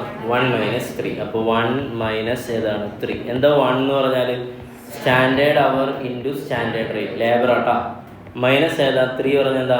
Actual hour into standard rate. ഇതിലെ എന്തറിയാം നിങ്ങൾക്ക്? ലേബർ എഫിഷ്യൻസി വാരിയൻസ് അറിയാം അല്ലേ? അല്ല, അത് കണ്ടെത്താനാണ് പറഞ്ഞത്. ഓക്കെ, സോറി ശക്തി. അല്ലെ മറ്റേ ബാക്ക്വേർഡ് കാൽക്കുലേഷൻ സാധാരണ MCQ ഉണ്ടാവാറ് കണ്ടില്ലേ? ഇതിപ്പോൾ എന്താ? ഡയറക്റ്റാണോ? വായിക്കാം. സിംഗിൾ ഷിഫ്റ്റിലാണ് വർക്ക് ചെയ്യുന്നത്. സ്റ്റാൻഡേർഡ് പ്രൊഡക്ഷൻ എന്ന് പറഞ്ഞാൽ 8 unit per shift of 8 hours ആണ്. 8 മണിക്കൂറിൽ എത്ര യൂണിറ്റ് ഉണ്ടാക്കും? 8 യൂണിറ്റ് ഉണ്ടാക്കും. അറ്റ് റുപ്പീസ് എത്ര രൂപ വെച്ചാൽ? 200 പെർ ഹവർ. അപ്പോൾ 200 എന്താ? നമ്മുടെ സ്റ്റാൻഡേർഡ് റേറ്റ് ആണ്. അത് നമുക്ക് രണ്ടോടത്ത് എഴുതാം അല്ലേ? അത് എഴുതാൻ തടസ്സമല്ല, അത് എഴുതി. പിന്നെ ക്വസ്റ്റ്യൻ എന്താ പറയുന്നത്? ആക്ച്വൽ പ്രൊഡക്ഷൻ ഈസ് എത്രയാണ്? 5 യൂണിറ്റ് പെർ ഷിഫ്റ്റ്. ഒരു ഷിഫ്റ്റിൽ എത്ര യൂണിറ്റാണ് അവർ ആക്ച്വലി ഉണ്ടാക്കുന്നത്? ഓക്കെ, അപ്പോൾ ഞാൻ ചോദിക്കട്ടെ, ഇവിടെ ഇപ്പോൾ ഒരു ബേസ് ഉള്ളത് ഇത് കമ്പനി ആലോ 1 hour ഫോർ ലഞ്ച് ബ്രേക്കിന് എത്ര അവർ കൊടുക്കും? 1 hour കൊടുക്കും. ഓക്കെ അല്ലേ? അപ്പോൾ ഞാൻ ചോദിക്കാൻ കണ്ടത് സ്റ്റാൻഡേർഡ് ഹവർ എന്ന് പറഞ്ഞാൽ എത്ര വരും? അപ്പോൾ സ്റ്റാൻഡേർഡ് അവർ ആദ്യം മനസ്സിലാക്കേണ്ടത് 8 യൂണിറ്റ് ആണ്. എന്ത്? 8 മണിക്കൂറാണ് 8 യൂണിറ്റിന്. അപ്പോൾ ഒരു യൂണിറ്റിന് എത്ര വരും? 1 മണിക്കൂർ. അപ്പോൾ വേണമെങ്കിൽ അവിടെ നോട്ട് ചെയ്യാം. സ്റ്റാൻഡേർഡ് ഹവർ പെർ യൂണിറ്റ് ആദ്യം കാണാം. എങ്ങനെ കാണാം? 8 hours ഡിവൈഡഡ് ബൈ എത്രയാണ്? 8 യൂണിറ്റ്. അങ്ങനല്ലേ? അല്ല മക്കളെ, 8 മണിക്കൂർ ഞാൻ പണിയും, എന്നിട്ട് ഞാൻ എത്ര കാൽക്കുലേറ്റർ ഉണ്ടാക്കും? 8 എണ്ണം. ഇങ്ങനെയാണ് അവർ സ്റ്റാൻഡേർഡ് പറഞ്ഞിട്ടുള്ളത്. അപ്പോൾ 1 മണിക്കൂർ ഞാൻ എത്ര കാൽക്കുലേറ്റർ ഉണ്ടാക്കണം? ഒരെണ്ണം. ആക്ച്വലി എത്ര ഉണ്ടാക്കി? 5. അപ്പൊ 5 എണ്ണത്തിന് വേണ്ട അലൗഡ് അനുവദിച്ച സമയം എത്രയാ? 5. ഓക്കെ അല്ലേ? നിങ്ങൾക്ക് മനസ്സിലാവില്ലേ? Okay, yes. അപ്പൊ ചുരുക്കി പറഞ്ഞ സ്റ്റാൻഡേർഡ് ഹവർ പെർ യൂണിറ്റ് എത്ര ഇൻറ്റു എത്രയാണ് ഇവിടെ? സ്റ്റാൻഡേർഡ് ഹവർ പെർ യൂണിറ്റ് ഉള്ളത് 1 ആണ്, 1 അവർ ആണ്. അപ്പൊ അടുത്ത് സ്റ്റാൻഡേർഡ് ഹവർ ഫോർ ഏതാ? Actual output. ഈ SH എന്ന് പറഞ്ഞാൽ എന്താ പറയും? Standard hour for actual output. Actual output എത്രയാണ്? 5 യൂണിറ്റ്. ഒരെണ്ണത്തിന് 1 അവർ വെച്ചിട്ട് എത്ര വരും? 5 ഹവേഴ്സ് വരും. അപ്പൊ എന്ത് കിട്ടി? അത് സെറ്റായി. 5 × 200 അടിച്ചാൽ അതായി എത്രയാ? 1000 മൈനസ്. ഇനി ആക്ച്വൽ അവർ കിട്ടണം. ആക്ച്വൽ അവർ എന്താ പറഞ്ഞുള്ളൂ? ഇവിടെ തന്നിട്ടുണ്ട് എത്രയാ? ആക്ച്വൽ ദ കമ്പനി അലോ. ആക്ച്വൽ അവർ പറയുമ്പോൾ 8 അല്ലേ? 8 മണിക്കൂറല്ലേ ഒരു ദിവസം ഉണ്ടാവാം. അതിൽ 1 മണിക്കൂർ ബ്രേക്ക് എടുക്കും. അപ്പം എത്ര ഉള്ളൂ? 7 ഉള്ളൂ. കഴിഞ്ഞു. ഓക്കെ അല്ലേ? എത്ര വരും? 7 × 200 1400 അല്ലേ? ഓക്കെ. മൈനസ് വരും. മൈനസ് വരും എന്ന് പറഞ്ഞാൽ അഡ്വേഴ്സ്. 400 ഏതാണ്? അഡ്വേഴ്സ്. ഓക്കെ അല്ലേ? അടുത്തേക്ക് പോട്ടെ. ഇനി അധികം ഞാൻ പറഞ്ഞല്ലോ, ക്ലിക്കായാലും അല്ലാത്തവർ വിട്ടോ. കൂടെയുണ്ട് ഷാക്കിർസ്. പറഞ്ഞു വായിച്ചു. ട്രാൻസ്ഫർ പ്രൈസിങ് റിലേറ്റഡ് ആണ്.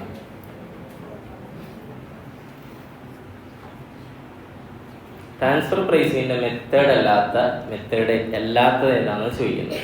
നെഗോഷിയേറ്റ് ട്രാൻസ്ഫർ പ്രൈസ് ഉണ്ട്. നെഗോഷിയേറ്റ് ചെയ്യാൻ പറയുമ്പോൾ ആരാണ്? നമുക്കറിയാം 2 കമ്പനികളുണ്ട്. ഒരു കമ്പനി ഏതാ? TCS. അതിൻ്റെ 2 ഡിവിഷൻ ഉണ്ട്. ഡിവിഷൻ ഏതാണ്? എക്സും പിന്നെ ഏതാണ്? വൈ. എക്സ് വൈയിലേക്ക് എന്ത് ചെയ്യും? റോ മെറ്റീരിയലോ അല്ലെങ്കിൽ semi finished intermediate product transfer ചെയ്യും. അപ്പോൾ അവരുടെ കോസ്റ്റിൻ്റെ കൂടെ കോസ്റ്റ് 100 രൂപയാണെങ്കിൽ ആ 100-നാവില്ല അവർ ട്രാൻസ്ഫർ ചെയ്യാം. ഓക്കെ അല്ലേ? പ്ലസ് എന്ത് ചെയ്യും? സം പ്രോഫിറ്റ് ട്രാൻസ്ഫർ ചെയ്യും. ചിലപ്പോൾ കോസ്റ്റിന് എന്ത് ചെയ്യാം? ട്രാൻസ്ഫർ ചെയ്തേക്കാം. അത് നമ്മൾ പറഞ്ഞു. വാരിയബിൾ കോസ്റ്റിന്, അതുപോലെ ടോട്ടൽ കോസ്റ്റ്, പിന്നെ കോസ്റ്റ് പ്ലസ് പ്രോഫിറ്റ്, ഇങ്ങനെ മെത്തേഡുകളൊക്കെ ഒരു തിയറി ട്രാൻസ്ഫർ പ്രൈസിങ്ങിന്റെ സ്റ്റഡി മെറ്റീരിയൽ ആദ്യത്തെ ക്വസ്റ്റ്യൻ ഉണ്ടായിരുന്നു. തിയറി ആയിരുന്നു. ഏതൊക്കെയാണ് മെത്തേഡ് ഓഫ് ട്രാൻസ്ഫർ പ്രൈസ്? അങ്ങനെയാണെങ്കിൽ ഇതിലെല്ലാം പറ്റാത്തത് ഏതാ? ഫസ്റ്റ് നെഗോഷിയേറ്റ് ട്രാൻസ്ഫർ പ്രൈസ് എന്താണ്? This is A method of transfer pricing ആണ്. പിന്നെ അടുത്ത് മാർക്കറ്റ് ബേസ്ഡ് ട്രാൻസ്ഫർ പ്രൈസ്. നമ്മൾ പലപ്പോഴും ഡിസിഷനിൽ പറഞ്ഞതാണ്, മാർക്കറ്റിൽ എത്രയാണോ ഉള്ളത് അതാണ് ഏറ്റവും പോപ്പുലർ ആയിട്ടുള്ള സാധനം. വിച്ച് മീൻസ് 100 രൂപയാണ് ഇയാളുടെ കോസ്റ്റ്. എക്സിന് വേണമെങ്കിൽ ഇത് ഓപ്പൺ മാർക്കറ്റിൽ വിൽക്കാം. അപ്പോൾ അവർക്ക് എത്ര രൂപ കിട്ടും? 130 രൂപ കിട്ടും. ഓക്കെ. വൈ എന്ത് ചെയ്യാണ്? ഇത് ആവശ്യപ്പെടുന്നത് എത്ര? 120-നാണെങ്കിൽ 120-ന് എക്സ് സ്വാഭാവികമായിട്ടും കൊടുക്കില്ല. കാരണം അയാളുടെ പ്രോഫിറ്റ് കൂടണമെങ്കിൽ അയാൾക്ക് പുറത്ത് 130-ന് വിറ്റാൽ 30 രൂപ പ്രോഫിറ്റ് കിട്ടില്ലേ?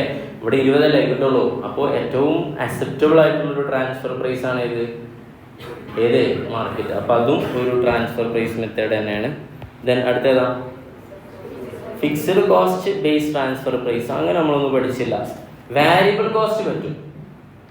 കാരണം എന്താ? ഫിക്സ്ഡ് കോസ്റ്റ് നമുക്ക് മറ്റ് പ്രൊഡക്റ്റ് ഉണ്ടാക്കുമ്പോൾ അതിൽ നിന്ന് റിക്കവർ ചെയ്യാം എന്നെങ്കിലും വിചാരിക്കാം. വിച്ച് മീൻസ് എക്സിന് എന്തുണ്ട്? റെന്റ് ഉണ്ട് 10 ലക്ഷം രൂപ. എക്സ് ഇത് മാത്രമല്ല പല പ്രൊഡക്റ്റുകൾ ഉണ്ടാക്കുന്നുണ്ടാവും. അപ്പൊ അതിൽ നിന്നൊക്കെ ഫിക്സ്ഡ് കോസ്റ്റ് റിക്കവർ ചെയ്യുകയാണെങ്കിൽ ഏത് മാത്രം മതി? വാരിയബിൾ കോസ്റ്റിന് മേ ബി എക്സ് ആർക്ക് ട്രാൻസ്ഫർ ചെയ്യാൻ തയ്യാറാവും, വൈക്ക് ട്രാൻസ്ഫർ ചെയ്യാൻ. പക്ഷെ ഒരിക്കലും ഫിക്സ്ഡ് കോസ്റ്റ് എന്ത് ചെയ്യില്ല, അങ്ങനെ ഒരു പരിപാടിയില്ല. ഓക്കെ അല്ലേ? യെസ്. അപ്പോൾ അത് അടുത്തേതാ? Opportunity cost. ഓർമ്മയുണ്ട മക്കളെ? നമ്മൾ വാരിയബിൾ കോസ്റ്റിന്റെ കൂടെ ഒരു ഓപ്പർച്യൂണിറ്റി കോസ്റ്റും കൂടെ ആഡ് ചെയ്തിട്ടും നമ്മൾ കുറേ മെത്തേഡുകൾ പഠിച്ചിട്ടുണ്ട്. അപ്പോൾ ഇതിൽ ഏതാണ് ആൻസർ? സി ആണ് ആൻസർ. അടുത്ത ക്വസ്റ്റ്യൻ.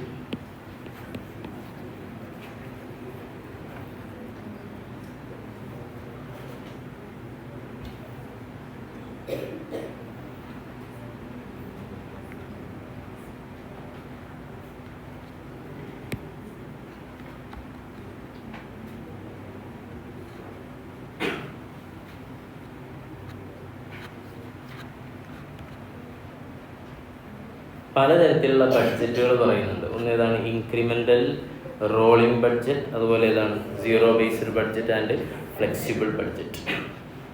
അതിൽ ഞാൻ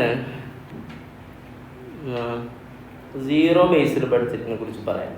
ഇത് നിങ്ങൾക്ക് കാണാം ഈ ക്വസ്റ്റ്യൻ പേപ്പർ നോക്കുമ്പോൾ പലപ്പോഴും ചോദിക്കാറുള്ള ഒരു തിയറിയാണ്. അഥവാ ട്രഡീഷണലി നമ്മൾ ബഡ്ജറ്റ് ചെയ്യുക ഏതിനെ ബേസ് ചെയ്തിട്ടാണ്? പാസ്റ്റ് ഇൻഫർമേഷൻ വെച്ചിട്ടല്ലേ? കഴിഞ്ഞ കൊല്ലം നമ്മൾ എന്തായിരുന്നു, ഇപ്പോൾ ഇവിടെ ഒരു എക്സാമ്പിൾ പറയുന്നു. ഇവിടെ അഫ്സൽ സാറ് പോയി, ഇനി പുതിയൊരു പുതിയൊരു ബ്രാൻഡ് വരുന്നത് വിചാരിക്കും. വരുന്ന സമയത്ത് ഇങ്ങനെ ഒരു ഡിസ്കഷൻ വന്നു. ഇവിടുന്ന് അൻഷാദ് സാർ പറഞ്ഞത് കഴിഞ്ഞ കൊല്ലം നമുക്ക് ഇത്രയായിരുന്നു കുട്ടികളുണ്ടായിരുന്നു, അപ്പോൾ ഇക്കൊല്ലം നമുക്ക് എന്ത് ചെയ്യാം, അതിൻ്റെ കൂടെ ഒരു 30% കൂട്ടിയിട്ട് ഇത്രയൊക്കെ ആക്കാമെന്ന് പറഞ്ഞാൽ അയാൾ സ്റ്റോപ്പ്. എനിക്കതൊന്നും കേൾക്കണ്ട. കഴിഞ്ഞ കൊല്ലത്തെ നിങ്ങളുടെ ഇവിടെ പെർഫോമൻസ് ഒന്നും ഞാൻ പരിഗണിക്കുന്നേ ഇല്ല, ഞാൻ വേറെ ലെവലാണ്. അതുകൊണ്ട് എന്ത് ചെയ്യും, ഇക്കൊല്ലം വരുന്ന കൊല്ലം 1000 യൂണിറ്റ് കുട്ടികളുണ്ടാവും. യൂണിറ്റ് 1000 കുട്ടികൾ, ഓക്കെ അല്ലേ? ആ യൂണിറ്റ് തന്നെയാണോ? 1000 കുട്ടികളുണ്ടാവും ഇൻസ്റ്റിറ്റ്യൂട്ടിൽ. അതോ പാസ്റ്റ് പെർഫോമൻസ് ഒന്നും കൺസിഡർ ചെയ്യാതെ 0 എന്ന് തുടങ്ങുന്ന ബഡ്ജറ്റാണ് ഇത്, സീറോ ബേസ്ഡ് ബഡ്ജറ്റ്. അപ്പൊ ട്രഡീഷണൽ ബഡ്ജറ്റിന്റെ പ്രത്യേകത എന്താ? കഴിഞ്ഞ കൊല്ലം 1000 കുട്ടികളാണ്, ഇക്കൊല്ലം ഒരു 20% കൂടിയിട്ട് 1200 കുട്ടികൾ വരുന്നതൊക്കെ പ്രഡിക്റ്റ് ചെയ്യുന്നതാണ് ഇത് traditional budget. Zero based budget എന്ന് പറഞ്ഞാൽ എന്താണ്? ബേസ് എന്തായിരിക്കും? 0 ആയിരിക്കും. ഒരു നോട്ട് പോലെ എഴുതിക്കും. അൺലൈക്ക് ട്രഡീഷണൽ ബഡ്ജറ്റ് എഴുതാം, അവിടെ തന്നെ എഴുതി വെച്ചോ. Unlike traditional budget, unlike traditional budget bracket എഴുതാം. ട്രഡീഷണൽ ബഡ്ജറ്റിന്റെ പ്രത്യേകത എന്താ? Where you start with last year's budget, where you start with the last year budget and adjust up or down, point മനസ്സിലായോ? കഴിഞ്ഞ കൊല്ലത്തെ ബഡ്ജറ്റ് എടുക്കും, എന്നിട്ട് ഇക്കൊല്ലം എന്ത് ചെയ്യും, കൂടം കുറയാ ചെയ്യാന്നുള്ള രീതിയിൽ അഡ്ജസ്റ്റ് ചെയ്യും. ഇതാണ് നോർമലി നമ്മൾ ചെയ്യുന്ന ട്രഡീഷണൽ ബഡ്ജറ്റ്. അപ്പോൾ അൺലൈക്ക് ട്രഡീഷണൽ ബഡ്ജറ്റ് എന്താണെന്ന് പറഞ്ഞ് ബ്രാക്കറ്റ് ക്ലോസ് ചെയ്യാം. In zero-based budgeting,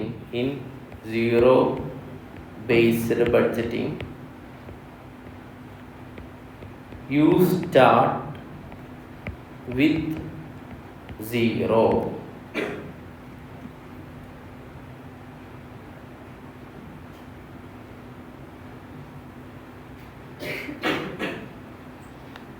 ഓക്കെ, അടുത്തതിലേക്ക് വരാം.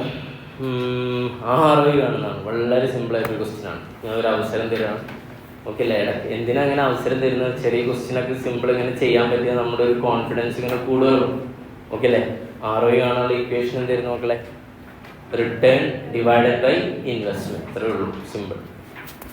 ഒന്ന് ട്രൈ ചെയ്തു.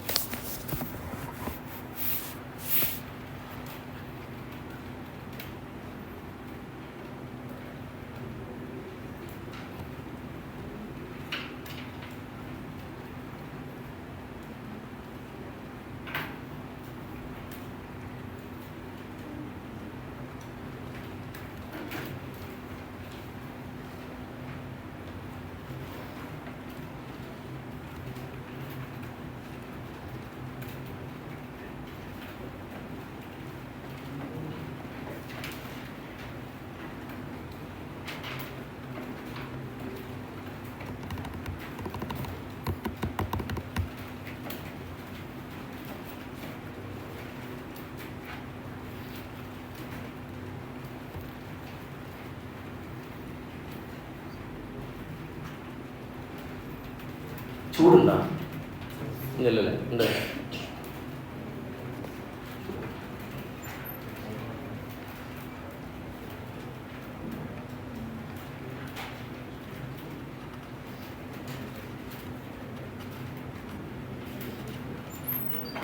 എവിടെ?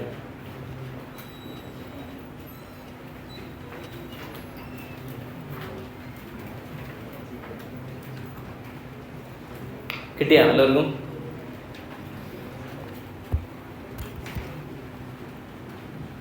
മക്കളെ, ROI കാണാനുള്ള ഇക്വേഷൻ എന്താ പറഞ്ഞത്? ഇവിടെ അതർ ഇൻകം എന്ന് പറഞ്ഞത് തന്നിട്ടുണ്ട്. വേറെ പ്രത്യേകിച്ച് ഇൻകത്തിൻ്റെ കുറിച്ചൊന്നും പറഞ്ഞില്ലല്ലോ അല്ലേ? എത്ര എമൗണ്ട് വരുന്നത്? 2 ലക്ഷം അല്ലേ? അല്ലടാ. അപ്പോൾ അതിന് നമ്മൾ ഇൻകമായിട്ട് എടുക്കാം 2 lakh ഡിവൈഡഡ് ബൈ. ഈ അതർ ഇൻകം എന്നുള്ള പ്രയോഗം നിങ്ങളെ കൺഫ്യൂസ്ഡ് ആക്കും. അതർ ഇൻകം എന്ന് പറയാൻ കാരണം എന്താ അറിയോ? നിങ്ങളെ ഇതാണ് സംഭവം, ശ്രദ്ധിക്കുക. ഇത് ഡേറ്റ് ഏതാ?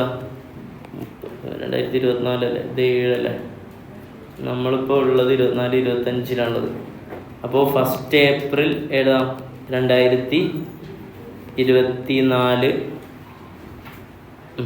പിന്നെ ഏതാ 31 മാർച്ച് 2025. ഇതല്ലേ നമ്മുടെ ഫിനാൻഷ്യൽ ഇയർ ഇവിടെ പറഞ്ഞിട്ടുള്ളത് അല്ലടാ. ഇതാ 24 ഏതാണ് 25.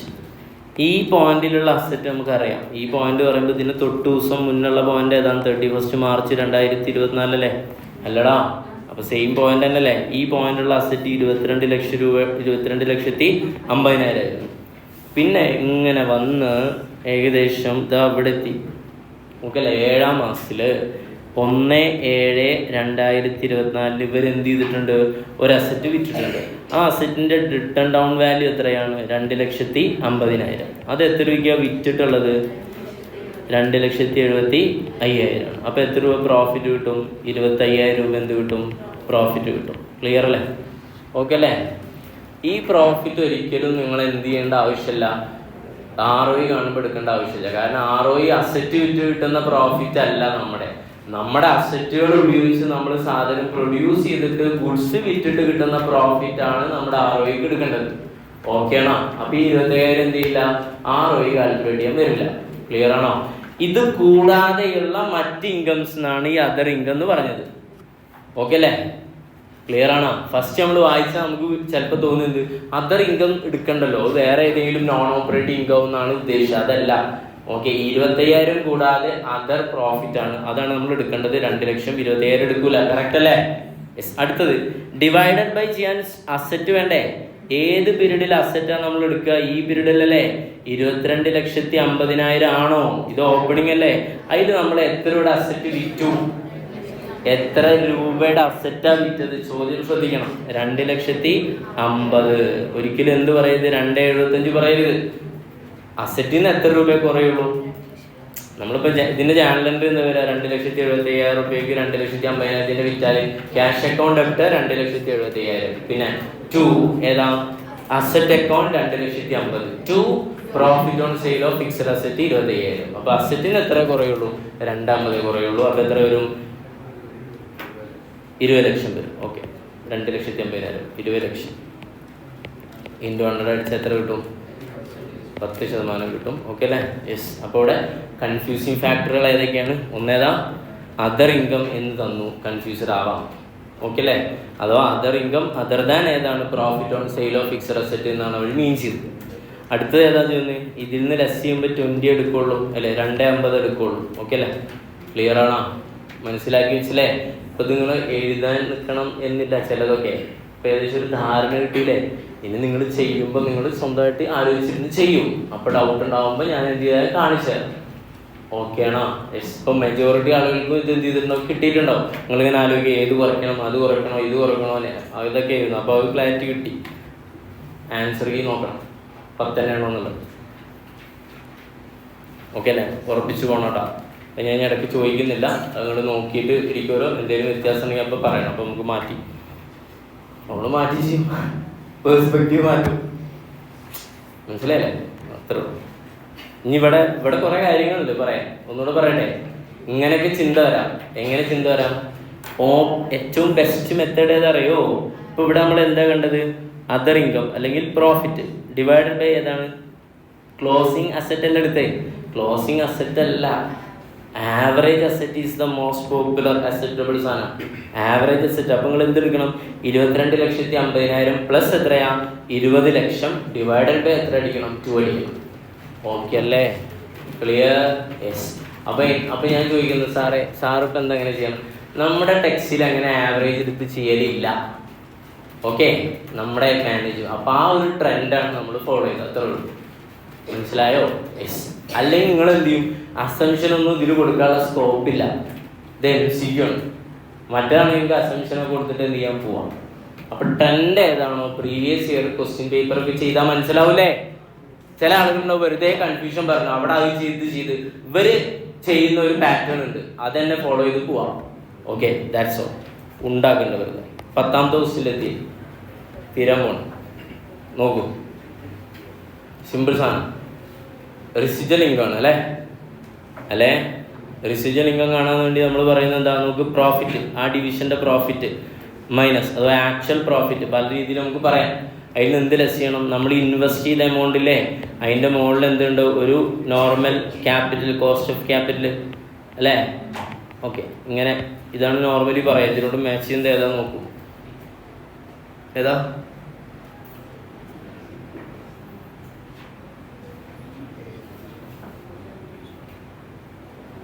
A divisional profit percentage of change in sales അല്ലേ, അതാണ് എ. എങ്ങനെയാണ് വരിക,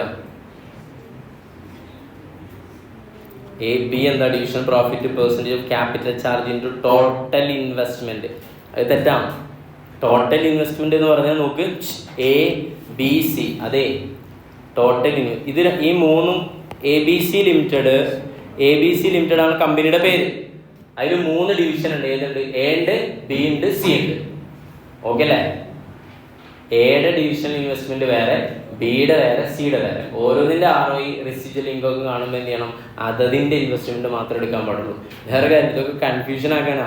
ഒരിക്കലും ഏത് തെറ്റല്ല, ബി തെറ്റല്ല, ബി കറക്റ്റാണ്. എന്താ, ഡിവിഷണൽ പ്രോഫിറ്റ് മൈനസ് ഏതാ, percentage of capital charge into total investment of, എങ്ങനെയാണെങ്കിൽ എയുടെ മാത്രമാണെങ്കിൽ ടോട്ടൽ ഇൻവെസ്റ്റ്മെന്റ് ഓഫ് എ ആണെങ്കിൽ അത് കറക്റ്റാണ്.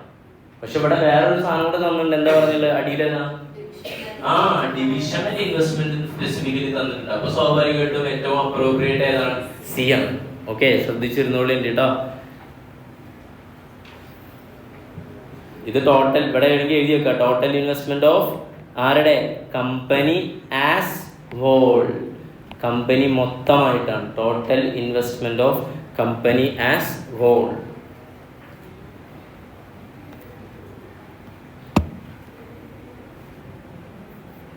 ഇത് നമ്മുടെ സെറ്റ് സാധനം വരുന്ന ഏതാ, ലേണിംഗ് കർവ്. ഓക്കെ അല്ലേ, യെസ്, ഒന്ന് വായിച്ചു, ലേണിംഗ് കർവ്.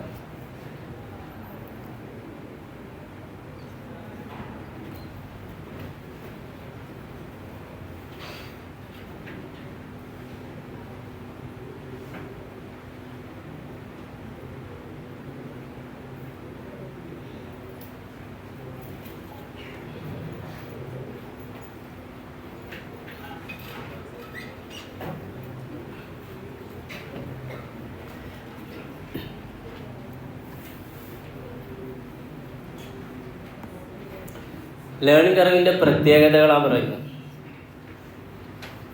Condition apply. ഒന്ന്, the task must be repetitive. ശരിയല്ലേ, റിപ്പീറ്റീവ് ഇൻ നാച്ചുറൽ. ലേണിംഗ് കർവിൻ്റെ കോൺസെപ്റ്റ് എന്താ, ഒരാൾ പണി ഇങ്ങനെ കണ്ടിന്യൂസ് ആയിട്ട് വീണ്ടും വീണ്ടും ചെയ്യുമ്പോൾ അയാൾക്ക് അതിലുള്ള എഫിഷ്യൻസി എന്ത് ചെയ്യും, കൂടും. എഫിഷ്യൻസി കൂടുന്നതിനെ കുറിച്ച് നമ്മളൊരു പോയിന്റ് പറഞ്ഞു. വെൻ പ്രൊഡക്ഷൻ ഈസ് ഡബിൾഡ്, ഓർമ്മ, പ്രൊഡക്ഷൻ ഡബിളായി. അത് ഒന്നുള്ളത് എത്രയായി, 2ആയി, 2 പിന്നെ എത്രയായി, 4ആയി, 4 എത്രയായി, 8ആയി, 8 എത്രയായി, 16ആയി. അങ്ങനെ ഡബിൾ ആകുമ്പോൾ എന്താ, ക്യാപ് അല്ലെങ്കിൽ cumulative average time per unit will be എത്രയായിരിക്കും, സം പെർസെൻറ്റേജ്, മേ ബി 90 ആണെങ്കിൽ എങ്ങനെയാണ്, 90% ഓഫ് പ്രീവിയസ് ആവറേജ്. ഓക്കെ അല്ലേ.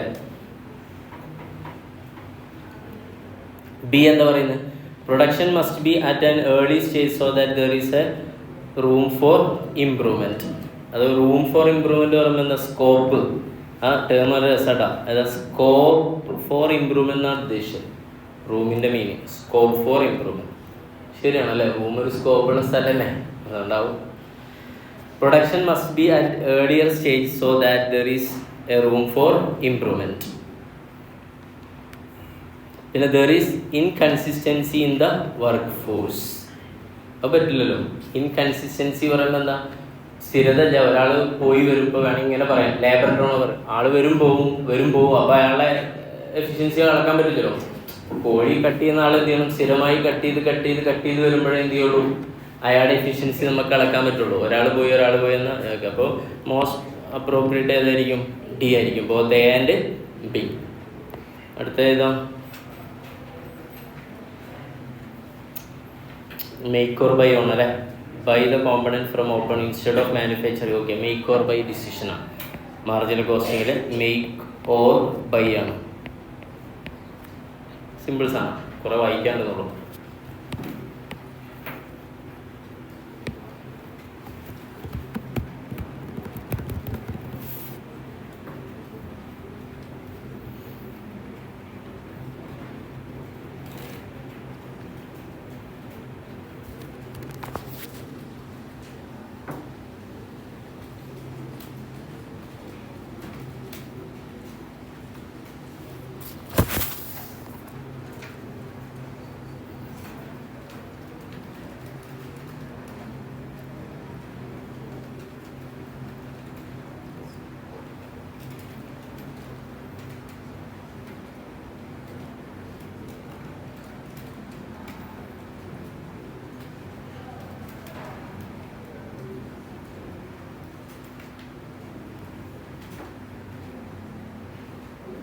ഓക്കെ, കിട്ടിയാ? നമ്മുടെ കമ്പനി കറൻ്റ്ലി മാനുഫാക്ചർ ചെയ്യുന്നുണ്ട്, പക്ഷെ മാർക്കറ്റിൽ അത് ബൈ ചെയ്യുകയാണെങ്കിൽ എത്ര രൂപയ്ക്ക് കിട്ടും? ഇപ്പോൾ ബൈ ചെയ്യാനുള്ളത് വളരെ സിമ്പിളാണ്. എത്രയാണ്? 25. അതിൽ താഴെയായിട്ട് മാർക്കറ്റ് ചെയ്യാൻ പറ്റുകയാണ്, മാനുഫാക്ചർ ചെയ്യാൻ പറ്റുകയാണെങ്കിൽ നമ്മൾ ആ പ്രൊഡക്റ്റ് എന്ത് ചെയ്യും? മേക്ക് ചെയ്യും, അല്ലെങ്കിൽ എന്ത് ചെയ്യും? ബൈ ചെയ്യും. ഉണ്ടാക്കാൻ എന്താ ഇൻ ഹൗസ് മാനുഫാക്ചറിങ് കോസ്റ്റ് ആണ് പറയുന്നത്. ഡയറക്റ്റ് മെറ്റീരിയൽ എത്ര രൂപ? അപ്പോൾ മേക്ക് ചെയ്യാനുള്ള കോസ്റ്റ് ആണ് പറയുന്നത് മേക്കിംഗ് കോസ്റ്റ്. ഡയറക്റ്റ് മെറ്റീരിയൽ എത്ര രൂപ വരും? 10. പിന്നെ അങ്ങനെ പറഞ്ഞ് ഓവർഹെഡ് 15. അതിൽ 50% ഏതാണ്? ഫിക്സ്ഡ്. അപ്പം നമുക്കറിയാം 60 ഏതാണ്ട് ഫിക്സ്ഡ്. അപ്പോൾ 40 ഏതായിരിക്കും? ഞാൻ ഒരു കാര്യം പറയട്ടെ, ഇവിടെ ഒരു കൺഫ്യൂഷൻ മേ ബി വരാം. ഒന്നും പറഞ്ഞില്ലെങ്കിൽ നമ്മൾ ഇതേപോലെ മാനുഫാക്ചർ ചെയ്യുമ്പോൾ ഏത് ഒഴിവാക്കും? ഫിക്സ്ഡ് കോസ്റ്റ് ഒഴിവാക്കും. നിങ്ങൾ ചില ക്വസ്റ്റ്യനിൽ പറയുന്നുണ്ടാവും ഫിക്സ്ഡ് കോസ്റ്റ് ഒഴിവാക്കാൻ പറ്റില്ല. ഫോർ എക്സാമ്പിൾ, ഇപ്പം ഇതൊരു മാനുഫാക്ചറിങ് ഉണ്ടെന്ന് വിചാരിക്കാം. ഓക്കെ, ഇവിടുത്തെ റെന്റ് ഉണ്ട്.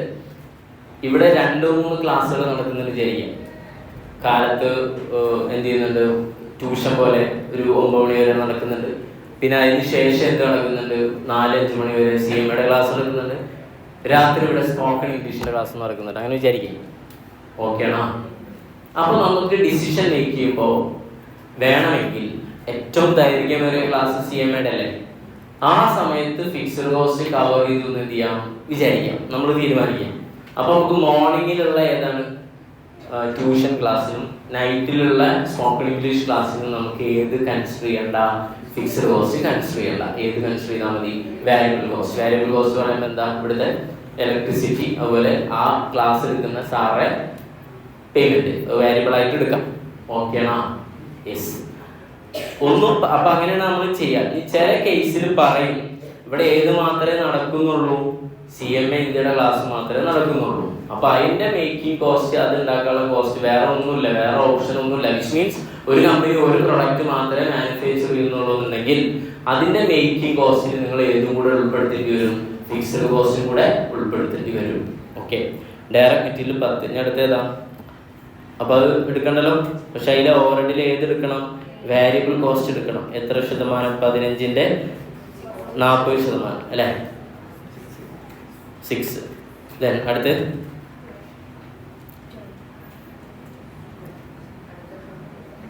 അത്രേ ഉള്ളൂ അല്ലേ?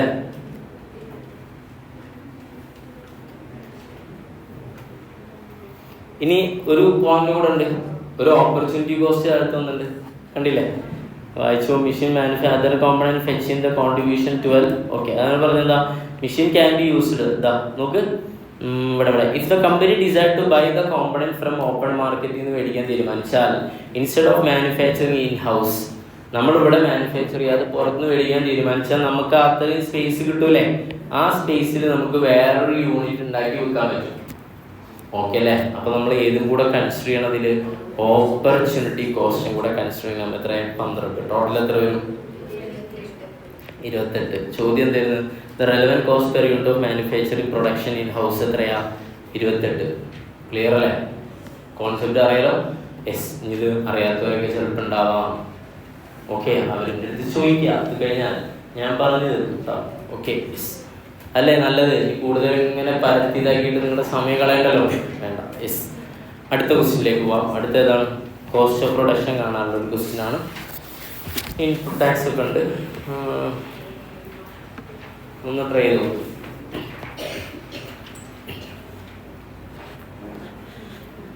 Raw material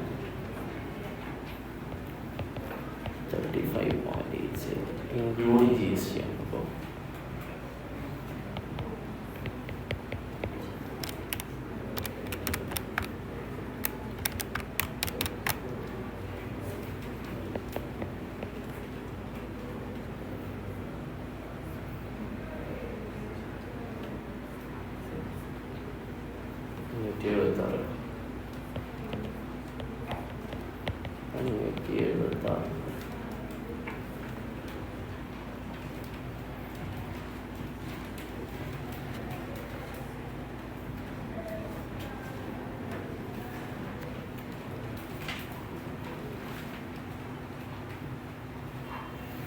question hour rate അപ്പോൾ 1 മണിക്കൂർ 2 മിനിറ്റിൽ 260 മൊത്തം 25 cycle time per shot 25 second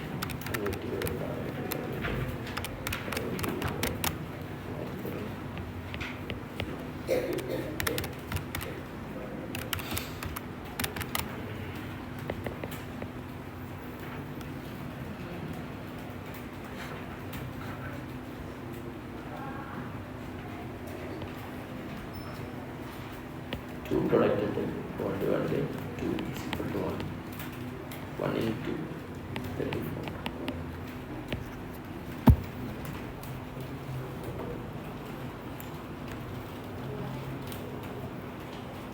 okay കിട്ടില്ല? യെസ്, പറയട്ടെ പക്ഷേ നോക്കോളെ. റോ മെറ്റീരിയൽ 35 രൂപ 40 പൈസക്കാണ് മേടിക്കുന്നത്. നിങ്ങൾക്ക് അറിയാം GST കോസ്റ്റ് ഓഫ് പ്രൊഡക്ഷന്റെ ഭാഗമോ ഇല്ലേ? ആൻസർ എന്താ? ഇൻപുട്ട് ടാക്സ് ക്രെഡിറ്റ് കിട്ടുന്നുണ്ടെങ്കിൽ ഭാഗമാവൂല. ഇൻപുട്ട് ടാക്സ് ക്രെഡിറ്റ് കിട്ടുക പറഞ്ഞാൽ എന്താ? ഞാൻ 35 രൂപയ്ക്ക് സാധനം മേടിച്ച് GST കൊടുത്ത് ഇനി ഞാൻ ആ പ്രൊഡക്റ്റ് ഉണ്ടാക്കി വിൽക്കുമ്പോ ആരെ കയ്യിൽ നിന്ന്? കസ്റ്റമറെ കയ്യിൽ നിന്ന് അതിന്റെ GST കളക്ട് ചെയ്യുന്നുണ്ടെങ്കിൽ എനിക്കുള്ള ബേർഡും വരുന്നുണ്ടാ? ഇല്ല. അറിയുന്നല്ലേ ഇല്ലേ? എക്സ്പ്ലെയിൻ ചെയ്യണം. ഉറപ്പല്ലേ? ഇപ്പൊ ഞാൻ ഒരു എക്സാമ്പിൾ, 100 രൂപയ്ക്ക് ഞാൻ സാധനം മേടിച്ചു, 18% GST ഉള്ളു, അപ്പൊ 118 അല്ലേ? ഞാൻ ഈ സാധനം പ്രൊഡ്യൂസ് ചെയ്തിട്ട് വെക്കുമ്പോ GST കളക്ട് ചെയ്യുന്നുണ്ടെങ്കിൽ ആ 18 രൂപ 100 അത് ഞാൻ ആരെയും കളക്ട് ചെയ്യും? കസ്റ്റമറെ കയ്യിൽ നിന്ന്. അപ്പൊ ഞാൻ എന്റെ കോസ്റ്റ് ഓഫ് പ്രൊഡക്ഷൻ എത്ര എടുത്താൽ മതി? 100 എടുത്താൽ മതി, 118 എടുക്കരുത്. അല്ലെ? ലോജിക്കൽ അല്ലേ? ഞാൻ 118 ഇട്ടു, പിന്നെ GST പറ്റുമോ? ഇല്ല. അപ്പൊ ഈ ITC കിട്ടുണ്ടോ ഇല്ലേ എന്ന് ഇവിടെ പറയുന്നുണ്ട്. എന്താ? Company eligible input tax credit of GST കിട്ടും. അപ്പൊ ഞാൻ മെറ്റീരിയൽ കോസ്റ്റ് കാൽക്കുലേറ്റ് ചെയ്ത് കണ്ടില്ലേ? എത്രയാ? 35.8 ഡിവൈഡ് ബൈ 118 ഇൻറ്റു 100 എത്ര വരുള്ളൂ? 30 പോയിന്റ് സംതിങ് ഉണ്ടാ? കറക്റ്റ് 30. ഞാൻ ചെയ്തപ്പോ എന്തോ ഒരു പോയിന്റ് കുഞ്ഞു. ശരി ശരി, ഞാൻ കാൽക്കുലേറ്റ് ചെയ്തപ്പോഴേ 34 അപ്പൊ correct. Brilliant class. 35.4 divide by 118 എന്ന് പറയുന്നത് 30. അടുത്ത ക്വസ്റ്റ്യൻ ഫാക്ടറി. ശ്രദ്ധിച്ചോട്ടാ, മെഷീൻ ഹവർ ആണ്. അങ്ങനെ പറഞ്ഞു 1 മണിക്കൂറിനാണ് എത്ര? 576. പക്ഷെ ഇവിടെ ഈ പ്രൊഡക്റ്റിന്റെ പെർ ഷോട്ട് ഒരെണ്ണം ഉണ്ടാക്കാൻ എത്ര സെക്കൻഡ് ആണെന്നുള്ളത്? 25. അപ്പൊ ഞാൻ മണിക്കൂറിനെ എന്തിനെ കൺവേർട്ട് ചെയ്യാൻ? നമ്മൾ സെക്കൻഡിലേക്ക്. അപ്പൊ 576 60 മിനിറ്റ്, 1 മിനിറ്റ് പറയുമ്പോ 60 സെക്കൻഡ്. അപ്പൊ എത്രയാ? 3600 സെക്കൻഡിനാണ് 576 എന്ന് പറയാം. ഇൻസ്റ്റന്റ് എന്ന് പറയുന്നതിന് പകരം 60 മിനിറ്റിന് പറയുന്നതിന് പകരം കുഴപ്പമില്ല. കാരണം ഇവിടെ തന്നത് ഏതിലാണ്? സെക്കൻഡിലാണ്. ഓക്കെ ആണോ? അപ്പൊ 4 കിട്ടുക. വേറൊരു ടിസ്റ്റ് ഇവിടെ ഉണ്ട്. The product is manufactured in a specialized dice having facility. ആ ഡൈസിൽ 2 വെക്കാം. അപ്പൊ 2 വേണ്ടി വരുന്ന കോസ്റ്റ് ആണ് എത്ര? 4 രൂപ. അപ്പൊ ഒരെണ്ണത്തിന് എത്ര വരുള്ളൂ? 2 രൂപ. 30 മെറ്റീരിയൽ കോസ്റ്റും ഫാക്ടറി ഓവർ രണ്ടും കൂടെ എത്ര? 32 ആണ്. അപ്പൊ 34 30 ഏതാ വരാ? 2. അപ്പൊ ആൻസർ എത്ര വരാ? 32 വരാ അല്ലേ? അടുത്ത പറയട്ടെ, ഡ്യൂപോണ്ട് അനാലിസിസുമായി ബന്ധപ്പെട്ടതാണ്. നമുക്ക് ഒരുമിച്ച് വായിച്ച് ആൻസർ ചെയ്യാം, അത്രേ ഉള്ളൂ. അക്കോർഡിംഗ് ടു പറയും DuPont model, the main functional parameters that drive return on equity ROI ഏതാണ്? ഓപ്പറേറ്റിംഗ് പെർഫോമൻസ് അല്ലേ? ഇല്ലേ? എങ്ങനെ ഓപ്പറേറ്റിംഗ് പെർഫോമൻസ് അളക്കുക? Profit divided by sales into asset usage. എങ്ങനെ അളക്കാം? Sales divided by asset. എങ്ങനെ ഫിനാൻഷ്യൽ പെർസ്പെക്റ്റീവ് എങ്ങനെ അളക്കാം? Asset divided by equity. അപ്പോൾ ഇത് കറക്റ്റ് അല്ലേ? ഈ 3 കോമ്പണന്റ് ആണ് ഇതിന്റെ ഡ്യൂ ബോണ്ടിന്റെ. അപ്പോൾ ആൻസർ ഏതായിരിക്കും? D is the correct answer. Okay അല്ലേ? കഴിഞ്ഞല്ലേ? Last question.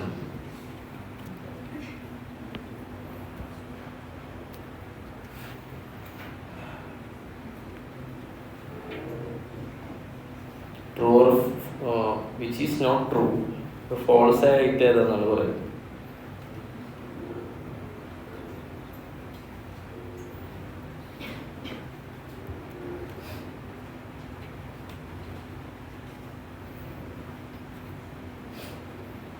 മാർജിനൽ കോസ്റ്റിംഗ് ഒരു സിസ്റ്റമാണ് അത്രേ. മാർജിനൽ കോസ്റ്റിംഗ് എന്താണ്? ഒരു ടെക്നിക്കാണ്. അവിടെ എഴുതി വെക്കുക, ഇറ്റ് ഈസ് എ ടെക്നിക്സ്.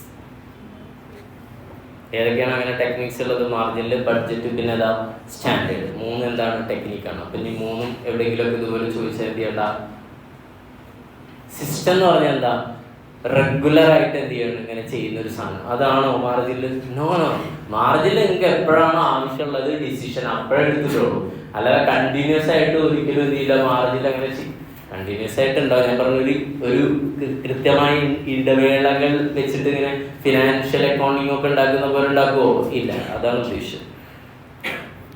അടുത്ത ഏതാ പറയുന്നത്? അടുത്ത point, key factor is important ascertain the profitability. ശരിയല്ലേ? അല്ലേ? അല്ലടാ, എപ്പോഴാണ് അത് ആവശ്യം വരെ? Key factor when there is ഏതാ limiting factor. Scarce resources is there. അപ്പോൾ നമ്മൾ കീ ഫാക്ടർ വെച്ചിട്ടാണ് എന്ത് ചെയ്യാം. അറിയാലോ, ലേബർ അവർ 1,00,000 ഉള്ളൂ. അപ്പം നമ്മൾ എങ്ങനെ എടുക്കുക? ഏത് ബേസിലാണ് നമ്മൾ ഡിസിഷൻ മേക്ക് ചെയ്യുക? കോൺട്രിബ്യൂഷൻ പെർ ലിമിറ്റിംഗ് ഫാക്ടർ, അങ്ങനെ പറയാം. ലിമിറ്റിംഗ് ഫാക്ടർ നോട്ട് ചെയ്താണ്. Contribution per limiting factor. നമുക്ക് ഇതിൽ 2 ക്വസ്റ്റ്യൻ, അത്യാവശ്യം കുഴപ്പമില്ലാത്ത ക്വസ്റ്റ്യനൊക്കെ വരുന്നത്. അടുത്തതാണ്, under marginal costing technique fixed cost are charged off to revenue during the period which they are included but not taken into account for valuing the inventory. ശരിയല്ലേ? Closing stock value ചെയ്യുമ്പോൾ ഏത് എടുക്കില്ല? Marginal കോസ്റ്റിംഗിൽ fixed cost എടുക്കില്ല. ഏത് മാത്രമേ എടുക്കുള്ളൂ? Valuable cost മാത്രമേ എടുക്കുള്ളൂ. ഓർക്കണ്ട, നമ്മൾ ഇക്വേഷൻ പഠിച്ചിരുന്നു. മാർജിനൽ കോസ്റ്റ് സ്റ്റേറ്റ്മെന്റ് പറയട്ടെ. എന്താ? Sales minus variable cost of goods sold. അതെടുക്കുമ്പോൾ എന്താ ചെയ്യേണ്ടത്? ഓപ്പണിംഗ് സ്റ്റോക്ക് പ്ലസ് എന്താണ്? നിങ്ങൾ പ്രൊഡക്ഷൻ നടത്തിയത് എത്ര മൈനസ് ഏതാ? Closing stock. ഈ ക്ലോസിംഗ് സ്റ്റോക്ക് വാല്യൂ ചെയ്യുമ്പോൾ ഇതിൻ്റെ ഹെഡിങ് തന്നെ പറഞ്ഞില്ല, വാരിയബിൾ കോസ്റ്റ് മാത്രമേ ഉള്ളൂ എന്ന്. പിന്നെ ഇതൊക്കെ കഴിഞ്ഞിട്ട് നമ്മൾ എന്ത് ചെയ്യും? എന്ത് കിട്ടും? കോൺട്രിബ്യൂഷൻ കിട്ടിയതിന് ശേഷമാണ് ഫിക്സ്ഡ് കോസ്റ്റ് ലെസ് ചെയ്യുക. അപ്പോൾ അബ്സോർപ്ഷൻ ആണെങ്കിൽ ഫിക്സ്ഡ് കോസ്റ്റും ഷുഡ് ബി പാർട്ട് ഓഫ് ഏത്?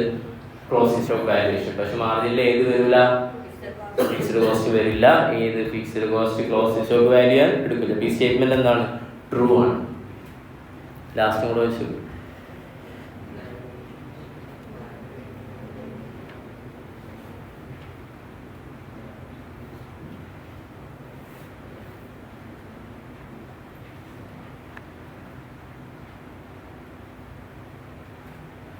Plant and machinery may depreciate more quickly when kept idle than when being used. അടിപൊളി സാധനമാണല്ലോ. നിങ്ങൾ അഗ്രി ചെയ്യുന്നുണ്ടോ? ഞാനൊരു കാറ് മേടിച്ച്, ഞാൻ ആ കാറ് ഉപയോഗിച്ചു എത്ര കൊല്ലം? ഒരു 4 കൊല്ലം. മറ്റൊരു കാറ് ഞാൻ അപ്പുറത്ത് മേടിച്ച് 4 കൊല്ലം ഉപയോഗിക്കാതെ ഇട്ടു. ഇതിലേതിനാണ് കൂടുതൽ ഡിപ്രീസിയേഷൻ സംഭവിക്കുക? യൂസ് ചെയ്തതിനല്ല. ഏതാ? യൂസ് ചെയ്യാതിരുന്നതിനാണ്. യൂസ് ചെയ്യാതിരുന്ന ആകെ തീരുമാനമായിട്ടുണ്ടാവും. നിങ്ങളത് യൂസ് ചെയ്ത് നിങ്ങൾ എന്ത് ചെയ്യുന്നുണ്ടാവും? അപ്പം മാറ്റങ്ങളൊക്കെ വരുത്തി കൊണ്ടുപോകണം. മറ്റ് 4 കൊല്ലം ഉപയോഗിക്കാതിരുന്ന എന്ത് ചെയ്യും? പോവും. മനസ്സിലായോ? ഒരു മിഷനറി മൊത്തം കേടുവരും പറയാം. 1 കൊല്ലം 2 കൊല്ലം ഒരു മിഷനറി ഉപയോഗിക്കാതെ, ഒരു ഫോട്ടോസ്റ്റാറ്റ് മെഷീൻ 2 കൊല്ലം ഉപയോഗിച്ചില്ല, എന്നിട്ട് പിന്നെ നിങ്ങൾ എടുത്തു നോക്കി അതിൻ്റെ എല്ലാം പോയിട്ടുണ്ടാവും പറയാം. ഓക്കെ അല്ല? അപ്പോൾ ഇതൊരു ട്രൂ സ്റ്റേറ്റ്മെന്റ് അല്ലേ? ഭയങ്കര കണ്ണിങ് കേട്ടാ. പോയിന്റ് മനസ്സിലായി നിങ്ങൾക്ക്? ഒന്നുകൂടെ വായിച്ചു നോക്കി. എന്താ? Plant and machinery may be depreciate more quickly when kept ideal than when being used. ഒരു പ്ലാന്റ് ആൻഡ് മെഷീനറി യൂസ് ചെയ്യുമ്പോഴാണ് എന്ത് ചെയ്യുക? യൂസ് ചെയ്യുന്നതിനേക്കാൾ യൂസ് ചെയ്യാതിരിക്കുമ്പോഴാണ് ഡിപ്രീസിയേഷൻ ഉണ്ടാവുക. അപ്പോൾ അത് ട്രൂ ആയ സ്റ്റേറ്റ്മെന്റ് ആണ്. ഓക്കെ അല്ലേ? ക്ലിയർ അല്ലേ? അതിന് ട്രൂവും ഫോൾസും അഭിപ്രായം ഉണ്ടാവും നിങ്ങൾക്ക്. പക്ഷെ വേറെ കാര്യമുണ്ട്, ഇത് ഫോൾസ് ആണെന്നുള്ള കാര്യത്തിൽ തർക്കമല്ല. അപ്പോൾ മോസ്റ്റ് അപ്രോപ്രിയേറ്റ് എന്ത് ചെയ്യുക? എടുക്കുക. ഓക്കെ അല്ലേ? തിയറിയാണ്, നമ്മൾ ശ്രദ്ധിക്കണം. എല്ലാ സെക്കൻഡ് ക്വസ്റ്റ്യൻ. അപ്പോൾ നമ്മൾ എത്ര കഴിഞ്ഞു? ഫസ്റ്റ് ക്വസ്റ്റ്യൻ കഴിഞ്ഞു. 30 മാർക്ക് കിട്ടും. ഇതിൽ 30 മാർക്ക് മേടിക്കാൻ വേണ്ടി നിങ്ങൾ എന്ത് ചെയ്യണം? നിങ്ങൾ ചെയ്യേണ്ടത്, ഇപ്പോൾ തന്ന ഈ പ്രീവിയസ് ഇയർ ക്വസ്റ്റ്യൻ ഇല്ലേ, അതിലെല്ലാം ഇപ്പോൾ നമ്മളിവിടെ ചെയ്യുന്നില്ല. നമ്മൾ 22 സിലബസിലുള്ളത് ഫുള്ള് കവർ ചെയ്യും. പക്ഷേ ബാക്കിയുള്ളതിൻ്റെ ഒക്കെ നിങ്ങൾ MCQ എന്ത് ചെയ്യണം? നിർബന്ധമായിട്ടും കവർ ചെയ്യണം. ഒന്നത്. രണ്ടാമത് നിങ്ങൾ കൊടുക്കേണ്ടത് നേരെ ബിഗ് ക്വസ്റ്റ്യൻ ഇല്ലേ, ആ പ്രിന്റിലുണ്ട് അല്ലേ, ലാസ്റ്റ് MCQ അല്ലേ? ഓക്കെ, MCQ ആയിട്ട് എന്ത് ചെയ്യാൻ ഓരോന്ന് കവർ ചെയ്യാം. ഇനി MCQ അറിയുമ്പോൾ നമുക്ക് ഒരു രസം കാണാം. എന്താ പറയുക, നമ്മൾ ക്ലാസ് ഈ പ്രീവിയസ് ഇയറിലെ ക്വസ്റ്റ്യൻ ഇല്ലേ, അത് പലതും ആ ബിഗ് ക്വസ്റ്റ്യൻ്റെ സാധനങ്ങൾ എന്ത് ചെയ്യുന്നുണ്ടാവും, ചോദിക്കുന്നുണ്ടാവും. ഓക്കെ അല്ലേ? അപ്പോൾ അതൊന്ന് നോട്ട് ചെയ്യണം. എന്നതിന് ശേഷം സമയമുണ്ടെങ്കിൽ സ്റ്റഡി മെറ്റീരിയൽ ബാക്കിലെ ക്വസ്റ്റ്യൻസൊക്കെ ഇല്ലേ, അത് മാർജിനിൽ ABC അതൊക്കെ ഏതൊക്കെ നമ്മൾ കുറച്ച് ടെസ്റ്റ് ചെയ്തിട്ടില്ലേ, അങ്ങനത്തെ പ്രോബ്ലം വരുന്ന ഏരിയ ഒക്കെ ഒന്ന് എന്ത് ചെയ്തോളുണ്ട്, വർക്കൗട്ട് ചെയ്തോളുണ്ട്. ന്യൂമറിക്കൽ സാധനങ്ങൾ. ഓക്കെ, ഇതാ അടുത്ത ക്വസ്റ്റ്യൻ എന്താ പറയുന്നത്, though management accounting is very closely linked to cost accounting. ഒന്നുമില്ല, കോസ്റ്റ് അക്കൗണ്ടിങ്ങിനും മാനേജ്മെൻറ്റ് അക്കൗണ്ടിങ് തമ്മിലുള്ള എന്താണ്, ഒരു ടേബിളർ ഫോമിൽ എന്ത് ചെയ്യുക, ഡിഫറൻസ് കാണിക്കാനാണ് പറയുന്നത്. ഓക്കെ അല്ലേ? യെസ്, അത് ഞാൻ പറയണ്ടല്ലോ. ഓക്കെ, നമുക്കിവിടെ ഓൾറെഡി ഇതിൻ്റെ ബാക്കിൽ തന്നെ കൊടുത്തിട്ടുണ്ടാവും അവർ അല്ലേ.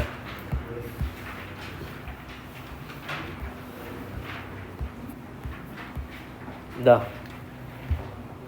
കോസ്റ്റ് അക്കൗണ്ടിങ്ങും പിന്നെ അതാണ് മാനേജ്മെൻറ്റ് അക്കൗണ്ടിങ്. ഇതിൽ നമ്മളൊരു പോയിന്റ് എപ്പോഴും പറയാറുണ്ട്, മാനേജ്മെൻറ്റ് അക്കൗണ്ടിങ് എന്ന് പറഞ്ഞാൽ എന്താ, it is the extension of ഏതാ, കോസ്റ്റ് അക്കൗണ്ടിങ്.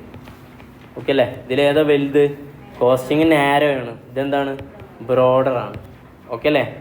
കോസ്റ്റിങ്ങിനെ ഡിപ്പെൻഡ് ചെയ്തിട്ടാണ് മാനേജ്മെൻറ്റ് അക്കൗണ്ടിങ് നിൽക്കുന്നത്. മാനേജ്മെൻറ്റ് അക്കൗണ്ടിങ്ങിൽ മറ്റു പല സബ്ജക്റ്റ് FM ഒക്കെ നമുക്ക് ഇതിൻ്റെ ഉള്ളിൽ OPM ഒക്കെ എവിടെ കയറ്റാം, മാനേജ്മെൻറ്റിൻ്റെ ഭാഗമാക്കാം. ഓക്കെ, യെസ്, അങ്ങനെയുള്ള കുറച്ച് കാര്യങ്ങളൊക്കെ ഉണ്ട്. അത് നിങ്ങൾ എന്ത് ചെയ്യുക, എഴുതിയെടുക്കുക. അപ്പോൾ ഞാൻ ചോദിക്കുകയാണ്, നിങ്ങളിപ്പോൾ എക്സാമിന് ഇപ്പോൾ എഴുതുമ്പോൾ എനിക്കൊരു കാര്യം ഉറപ്പ് വരുത്തണം, ഞാൻ കൃത്യമായിട്ട് എക്സാമിന് എങ്ങനെയാണോ ഉള്ളത് ഫ്രഷ് പേജിൽ നിന്ന് തന്നെ തുടങ്ങണം. ചില ആളുകൾ എന്ത് ചെയ്തിരുന്നു, എൻ്റെ അടുത്ത് ചോദിച്ചിരുന്നു, സാറേ ഇതിൻ്റെ പൈസ കൊടുക്കണ്ടേ, അപ്പോൾ നമുക്ക് എന്ത് ചെയ്യാം, നോട്ട്ബുക്കിൽ എഴുതിയാൽ പോരെ, അപ്പോൾ ലാഭം കിട്ടുമല്ലോ. അപ്പോൾ ഞാൻ അങ്ങനെ ആലോചിച്ചൊരു കാര്യമുണ്ട്, നമ്മൾ ചിലപ്പോൾ ഒരു ഫുഡ് കഴിക്കാൻ പോയി 200 റുപ്യ വരുള്ളൂ. നമ്മുടെ പഠനത്തിന് വേണ്ടിയിട്ട് നിങ്ങൾ അത്രമേൽ എന്ത് ചെയ്യുന്നില്ല, അത്രയും ഇമ്പോർട്ടൻസ് കൊടുക്കുന്നുള്ളൂ. അല്ലെങ്കിൽ എൻ്റെ അടുത്ത് അങ്ങനെയൊക്കെ ചോദിക്കുമോ, ഒരു 200, 300, 400 ഒക്കെ ആയി എന്നുള്ളതുകൊണ്ട് ആ പ്രിൻറ്റിൻ്റെ പൈസ എന്നൊക്കെ രീതിയിലൊക്കെ നിങ്ങൾ എന്തിന് സേവ് ചെയ്യാൻ നിൽക്കണം? നിങ്ങൾക്കത് നൽകുന്ന എക്സ്പീരിയൻസ് വലുതല്ലേ അല്ലേ? നിങ്ങൾ എത്ര പറഞ്ഞാലും എത്ര മനസ്സിലാക്കി വെച്ചാലും നോട്ട്ബുക്കിൽ ഇങ്ങനെ കുറേ പ്രാക്ടീസ് ചെയ്താലും നിങ്ങൾക്ക് എക്സാമിന് എന്തുണ്ടോ, ഒരു ചെറിയ ഭയപ്പാടുണ്ടാവും. ആ ഭയപ്പാട് സം എക്സ്റ്റെൻറ്റ് ഇതിൽ നിന്ന് നമുക്ക് എന്ത് ചെയ്യാൻ പറ്റും, ചെയ്യാൻ പറ്റും. കാരണം ഈ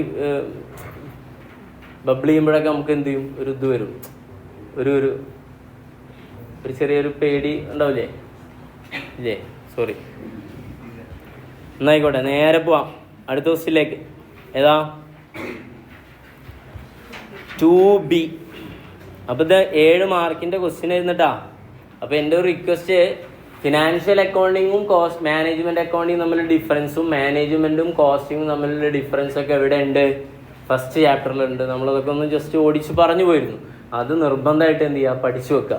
ഓക്കെ അല്ലേ? അപ്പോൾ ചില ആളുകൾ വിചാരിക്കും പ്രോബ്ലം അറ്റൻഡ് ചെയ്യണോ, നിങ്ങൾ താഴത്തുള്ള പ്രോബ്ലത്തേക്കാൾ എളുപ്പത്തിൽ നിങ്ങൾക്ക് മാർക്ക് എവിടെ മേടിക്കാൻ പറ്റും, ഈ തിയറിയിൽ, ഇത്തരം തിയറികളിൽ മേടിക്കാൻ പറ്റും. ഓക്കെ അല്ലേ? യെസ്. അടുത്ത ക്വസ്റ്റ്യൻ ഏതാണ്, ABC ആണ്. നല്ല ക്വസ്റ്റ്യനാണ്, നന്നായി വായിച്ചു നോക്കൂ.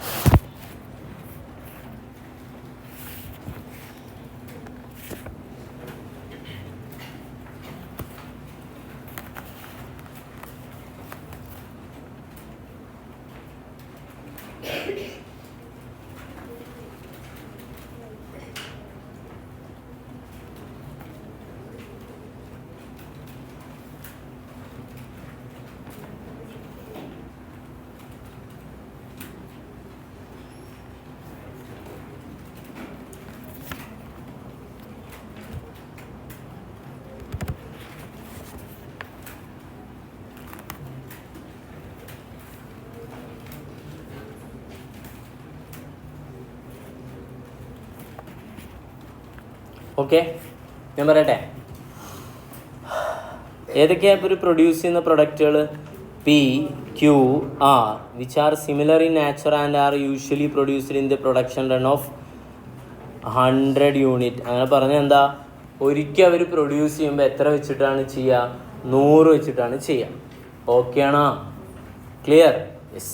അപ്പോൾ ഇത് സൈസാണ്. നിങ്ങൾ മറ്റേ EBQ ഒക്കെ പഠിക്കുമ്പോൾ 100 കാൽക്കുലേറ്റർ വെച്ചിട്ടാണ് അവരെന്ത് ചെയ്യുക, അല്ലെങ്കിൽ 100 പെന്ന് വെച്ചിട്ടാണ് അവരെന്ത് ചെയ്യുക. മനസ്സിലായ? ഒരിക്കൽ പ്രൊഡ്യൂസ് ചെയ്യുമ്പോൾ 100 വെച്ച്, അഥവാ ബാച്ച് സൈസ് എന്നൊക്കെ വേണമെങ്കിൽ പറയാം. ഓക്കെ ആണോ? അപ്പോൾ ഞാൻ ചോദിക്കട്ടെ, എത്ര പി അവർ മാനുഫാക്ചർ ചെയ്യുന്നുണ്ട്? 10,000 അല്ലേ? അപ്പോൾ എത്ര ഓർഡറുകളായിട്ടാവും അവർ ചെയ്യുന്നുണ്ടാവുക? എത്ര പ്രൊഡക്ഷൻ റൺ ആയിട്ടാവും ചെയ്യുന്നുണ്ടാവുക? 10,000 ഡിവൈഡഡ് ബൈ 100 എത്രയാ? 150. അടുത്തത് 12,000 ഡിവൈഡഡ് ബൈ എത്രയാണ്? 100 അല്ലേ? ഇനി വേറെ പറഞ്ഞില്ലല്ലോ പ്രൊഡക്റ്റ് റൺ എല്ലാം അങ്ങനെ തന്നെ അല്ലേ? ചിലപ്പോൾ പി ക്യു ആറൊക്കെ ചിലപ്പോൾ വേറെ വേറെ തരാം. എല്ലാം എത്ര വെച്ചിട്ടാണ്? 100 വെച്ചിട്ടാണ് പ്രൊഡ്യൂസ് ചെയ്യുക. അപ്പോൾ എത്ര വരും? 120, 180. ടോട്ടൽ എത്ര വരും? 150 + 120 + 180 = 450. ഓക്കെ അല്ലേ? Yes, clear. Then P Q R required both machine അവറും വേണം, അസംബ്ലി അവറും വേണം, എല്ലാം വേണം. ഓക്കെ അല്ലേ? Where product Q require only ഏതാണ്? Machine hour. അതടുത്തൊരു പോയിൻ്റാണ്. പി ക്യും ആറിനും റിക്വയർ ബോത്ത് ഏതാണ്? മെഷീൻ അവറും വേണം, പിന്നെ ഏതാണ്? അസംബ്ലി അവർ വേണം. പക്ഷെ ക്യൂവിന് റിക്വയർ ഓൺലി ഏത് മാത്രം മതി? ചുരുക്കി പറഞ്ഞാൽ ക്യൂവിന് ഏത് വേണ്ട? അസംബ്ലി ഹവേഴ്സ് വേണ്ട. കണ്ട? അതുകൊണ്ട് തന്നെ ഇവിടെ കണ്ടില്ലേ? അപ്പോൾ ഒന്ന് നോട്ട് ചെയ്യണം. അലോക്കേഷൻ ചെയ്യുമ്പോൾ എവിടെ കയറണ്ട? ക്യൂവിൽ ഏത് കയറണ്ട? അസംബ്ലി ഡിപ്പാർട്ട്മെൻറ്റിൻ്റെ ഈ എക്സ്പെൻസ് ഇല്ലേ, അതെന്ത് ചെയ്യണ്ട? കയറണ്ട. ഓക്കെ, അടുത്ത് overhead incurred by the company during the first quarter തന്നിട്ടുണ്ട്. ഇതൊക്കെയാണ് ഓവർ ഹെഡുകൾ.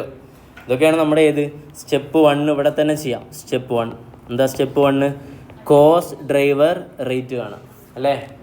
അതിൽ ഫസ്റ്റ് സാധനമാണ് ഇത്, ആക്ടിവിറ്റിയാണ് ഇതൊക്കെ. ഏതൊക്കെ ആക്ടിവിറ്റി ഉണ്ട് പറയും?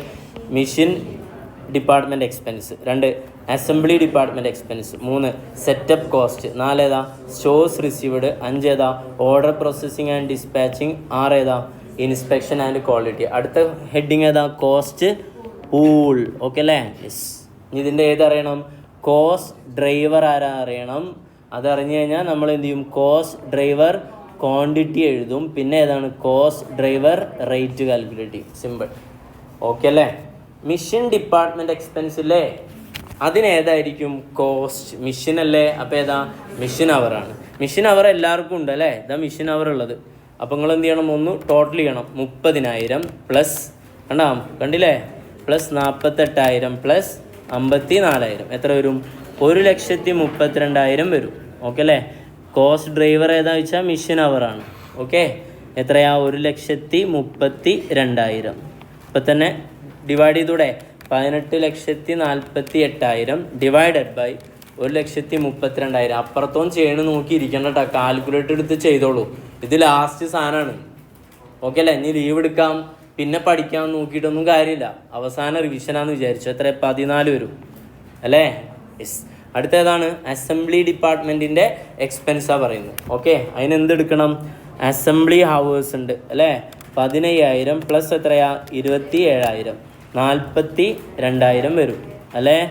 Assembly hours. അതൊന്നും ഞാനിവിടെ എഴുതുന്നില്ല. അസംബ്ലി ഹവേഴ്സ് എന്നൊക്കെ നിങ്ങൾ എന്ത് ചെയ്യാൻ എഴുതിയാൽ മതി.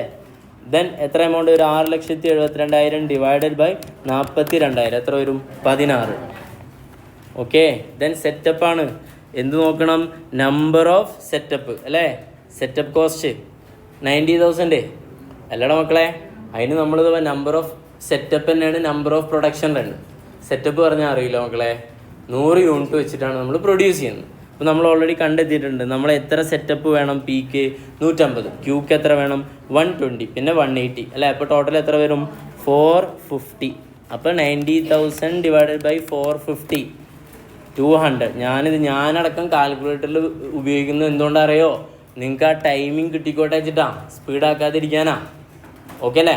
അല്ലാതെ പിന്നെ നിങ്ങളോട് ഉപയോഗിക്കേണ്ട, ഞാൻ നോക്കിയിട്ട് ഉപയോഗിച്ച് തന്നാൽ പോരെ. നിങ്ങളും കൂടെ പാർട്ടിസിപ്പേറ്റ് ചെയ്യും. 200 കിട്ടുക. അടുത്തേതാ? സ്റ്റോഴ്സ് റിസീവ്ഡ് കോസ്റ്റ് എത്ര? 1,80,000 20,000. ഇവിടെ ഇപ്പോൾ ഏതാള് നമ്പർ ഓഫ് സ്റ്റോഴ്സ് റിക്വസിഷൻ അല്ലേ, എത്ര ഉണ്ട്? 120. Number of requisition raised in store അല്ലേ, ഇതൊക്കെ കൂടെ ടോട്ടൽ ചെയ്തല്ലേ 120 ഇട്ടേ. ഓക്കെ 120. അപ്പോൾ 1,20,000 ഡിവൈഡഡ് ബൈ 1,000.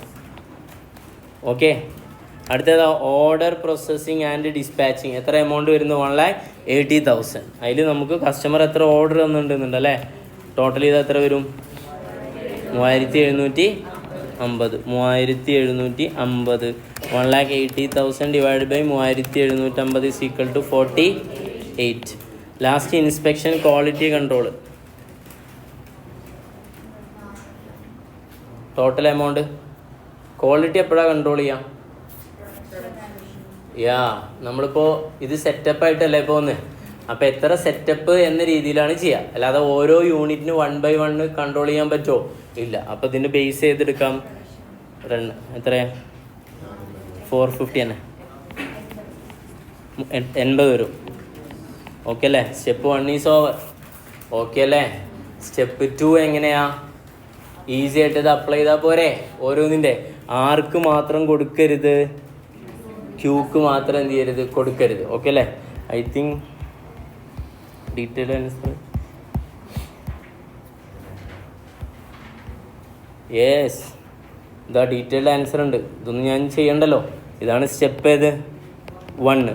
നമ്മൾ ഫോർമാറ്റ് ഒന്നുകൂടെ വലുപ്പാക്കി അത്രേ ഉള്ളൂ. സ്റ്റെപ്പ് 2 അതാ നമ്പർ ഓഫ് പ്രൊഡക്ഷൻ ആഡ് ചെയ്തൊക്കെ ഈ 150 120 ഒക്കെ നമ്മൾ കണ്ടെത്തി എങ്ങനെയെന്ന് എഴുതി വെച്ചില്ലേ. ഈ സ്റ്റെപ്പ് ഇതാ 2 ആണ്. ഏതെഴുതാം? Cost driver. ഈ ഡ്രൈവറൊന്നും ഇനി എഴുതണമെന്നില്ല. കോസ്റ്റ് ഡ്രൈവർ ഏതെഴുതിയാൽ മതി? റേറ്റാണ് ഇവിടെ എഴുതേണ്ടത്. കോസ്റ്റ് ഡ്രൈവർ ഏതിലാവട്ടെ, റേറ്റാണ് ഇവിടെ എഴുതേണ്ടത്. ഓക്കെ അല്ലേ? എന്നിട്ട് പി, ഇപ്പോൾ ഇവിടെ മിഷൻ അവർ, മിഷൻ 14 അല്ലേ അല്ല മക്കളെ? പിക്ക് എത്രയുള്ളത് ഒന്ന് പറഞ്ഞ്, പിയുടെ ഞാൻ നോക്കി പറ. പിയുടെ മിഷൻ അവർ 30,000 അല്ലേ? അപ്പം 30,000 ഇൻറ്റു എത്രയാണ്? 14 അല്ലേ? 30,000 ഇൻറ്റു 14, 4,20,000. ഓക്കെ അല്ലേ? അങ്ങനെ പോവില്ലേ? ദെൻ അടുത്തത് ഏതാണ്? Assembly department. അസംബ്ലി ഹവേഴ്സ് ആർക്കില്ല? ക്യൂവിനില്ല. എത്ര ഹവേഴ്സാണ് ഉള്ളത് അസംബ്ലി ഹവേഴ്സ്? ക്യൂവിന് പീന് 15,000 ഇൻറ്റു അസംബ്ലിയുടെ റേറ്റ് എത്രയാണ്? 16. അപ്പോൾ എത്ര വരും? 2,40,000. കുഴപ്പമില്ലല്ലോ. ക്വസ്റ്റ്യനിൽ എന്തൊക്കെ പറഞ്ഞു എന്ന് ഇതുവരെ വായിച്ചില്ല അല്ലേ? ഫസ്റ്റിൽ എന്താ പറഞ്ഞുള്ള ക്വസ്റ്റ്യൻ? പിന്നെ നമുക്കറിയാലോ എന്താ പറയുണ്ടാവുക എന്നുള്ളത് അല്ലേ? എന്താ ഫസ്റ്റ് വൺ? ഏതാ? Cost driver rate, which means step ഏതാ? 1. അങ്ങനെ മനസ്സിലാക്കി നമ്മൾ പഠിക്കും. Using apportionment of over to respective product. അടുത്ത prepare statement showing detail over cost allocate each product using the activity based costing. ചിലപ്പോൾ ഒരു ക്വസ്റ്റ്യനിൽ എന്ത് ചോദിക്കാം? പെർ യൂണിറ്റ് കോസ്റ്റ് ചോദിക്കാം. ഇവിടെ അങ്ങനെ ചോദിച്ചിട്ടില്ല. അങ്ങനെ ഉണ്ടെങ്കിൽ നിങ്ങൾ എന്തുകൊണ്ട് ഡിവൈഡ് ചെയ്യണം? യൂണിറ്റ് കൊണ്ട് എന്ത് ചെയ്യണം? ഡിവൈഡ് ചെയ്യണം. അത് മതി നിങ്ങളുടെ മാർക്കിൽ ചിലപ്പോൾ 2 മാർക്കൊക്കെ എന്ത് ചെയ്യാൻ പോവാൻ. ഓക്കെ അല്ലേ? ക്ലിയർ അല്ലേ? ചിലപ്പോൾ ആ സ്റ്റേറ്റ്മെൻറ്റിന് മാർക്കേ തരില്ല. നിങ്ങൾ ടോട്ടൽ ചെയ്ത് വെച്ചിട്ട് കാര്യമില്ല. എന്തുകൊണ്ട് ഡിവൈഡ് ചെയ്യണം? യൂണിറ്റ് കൊണ്ട് ഡിവൈഡ് ചെയ്യണം.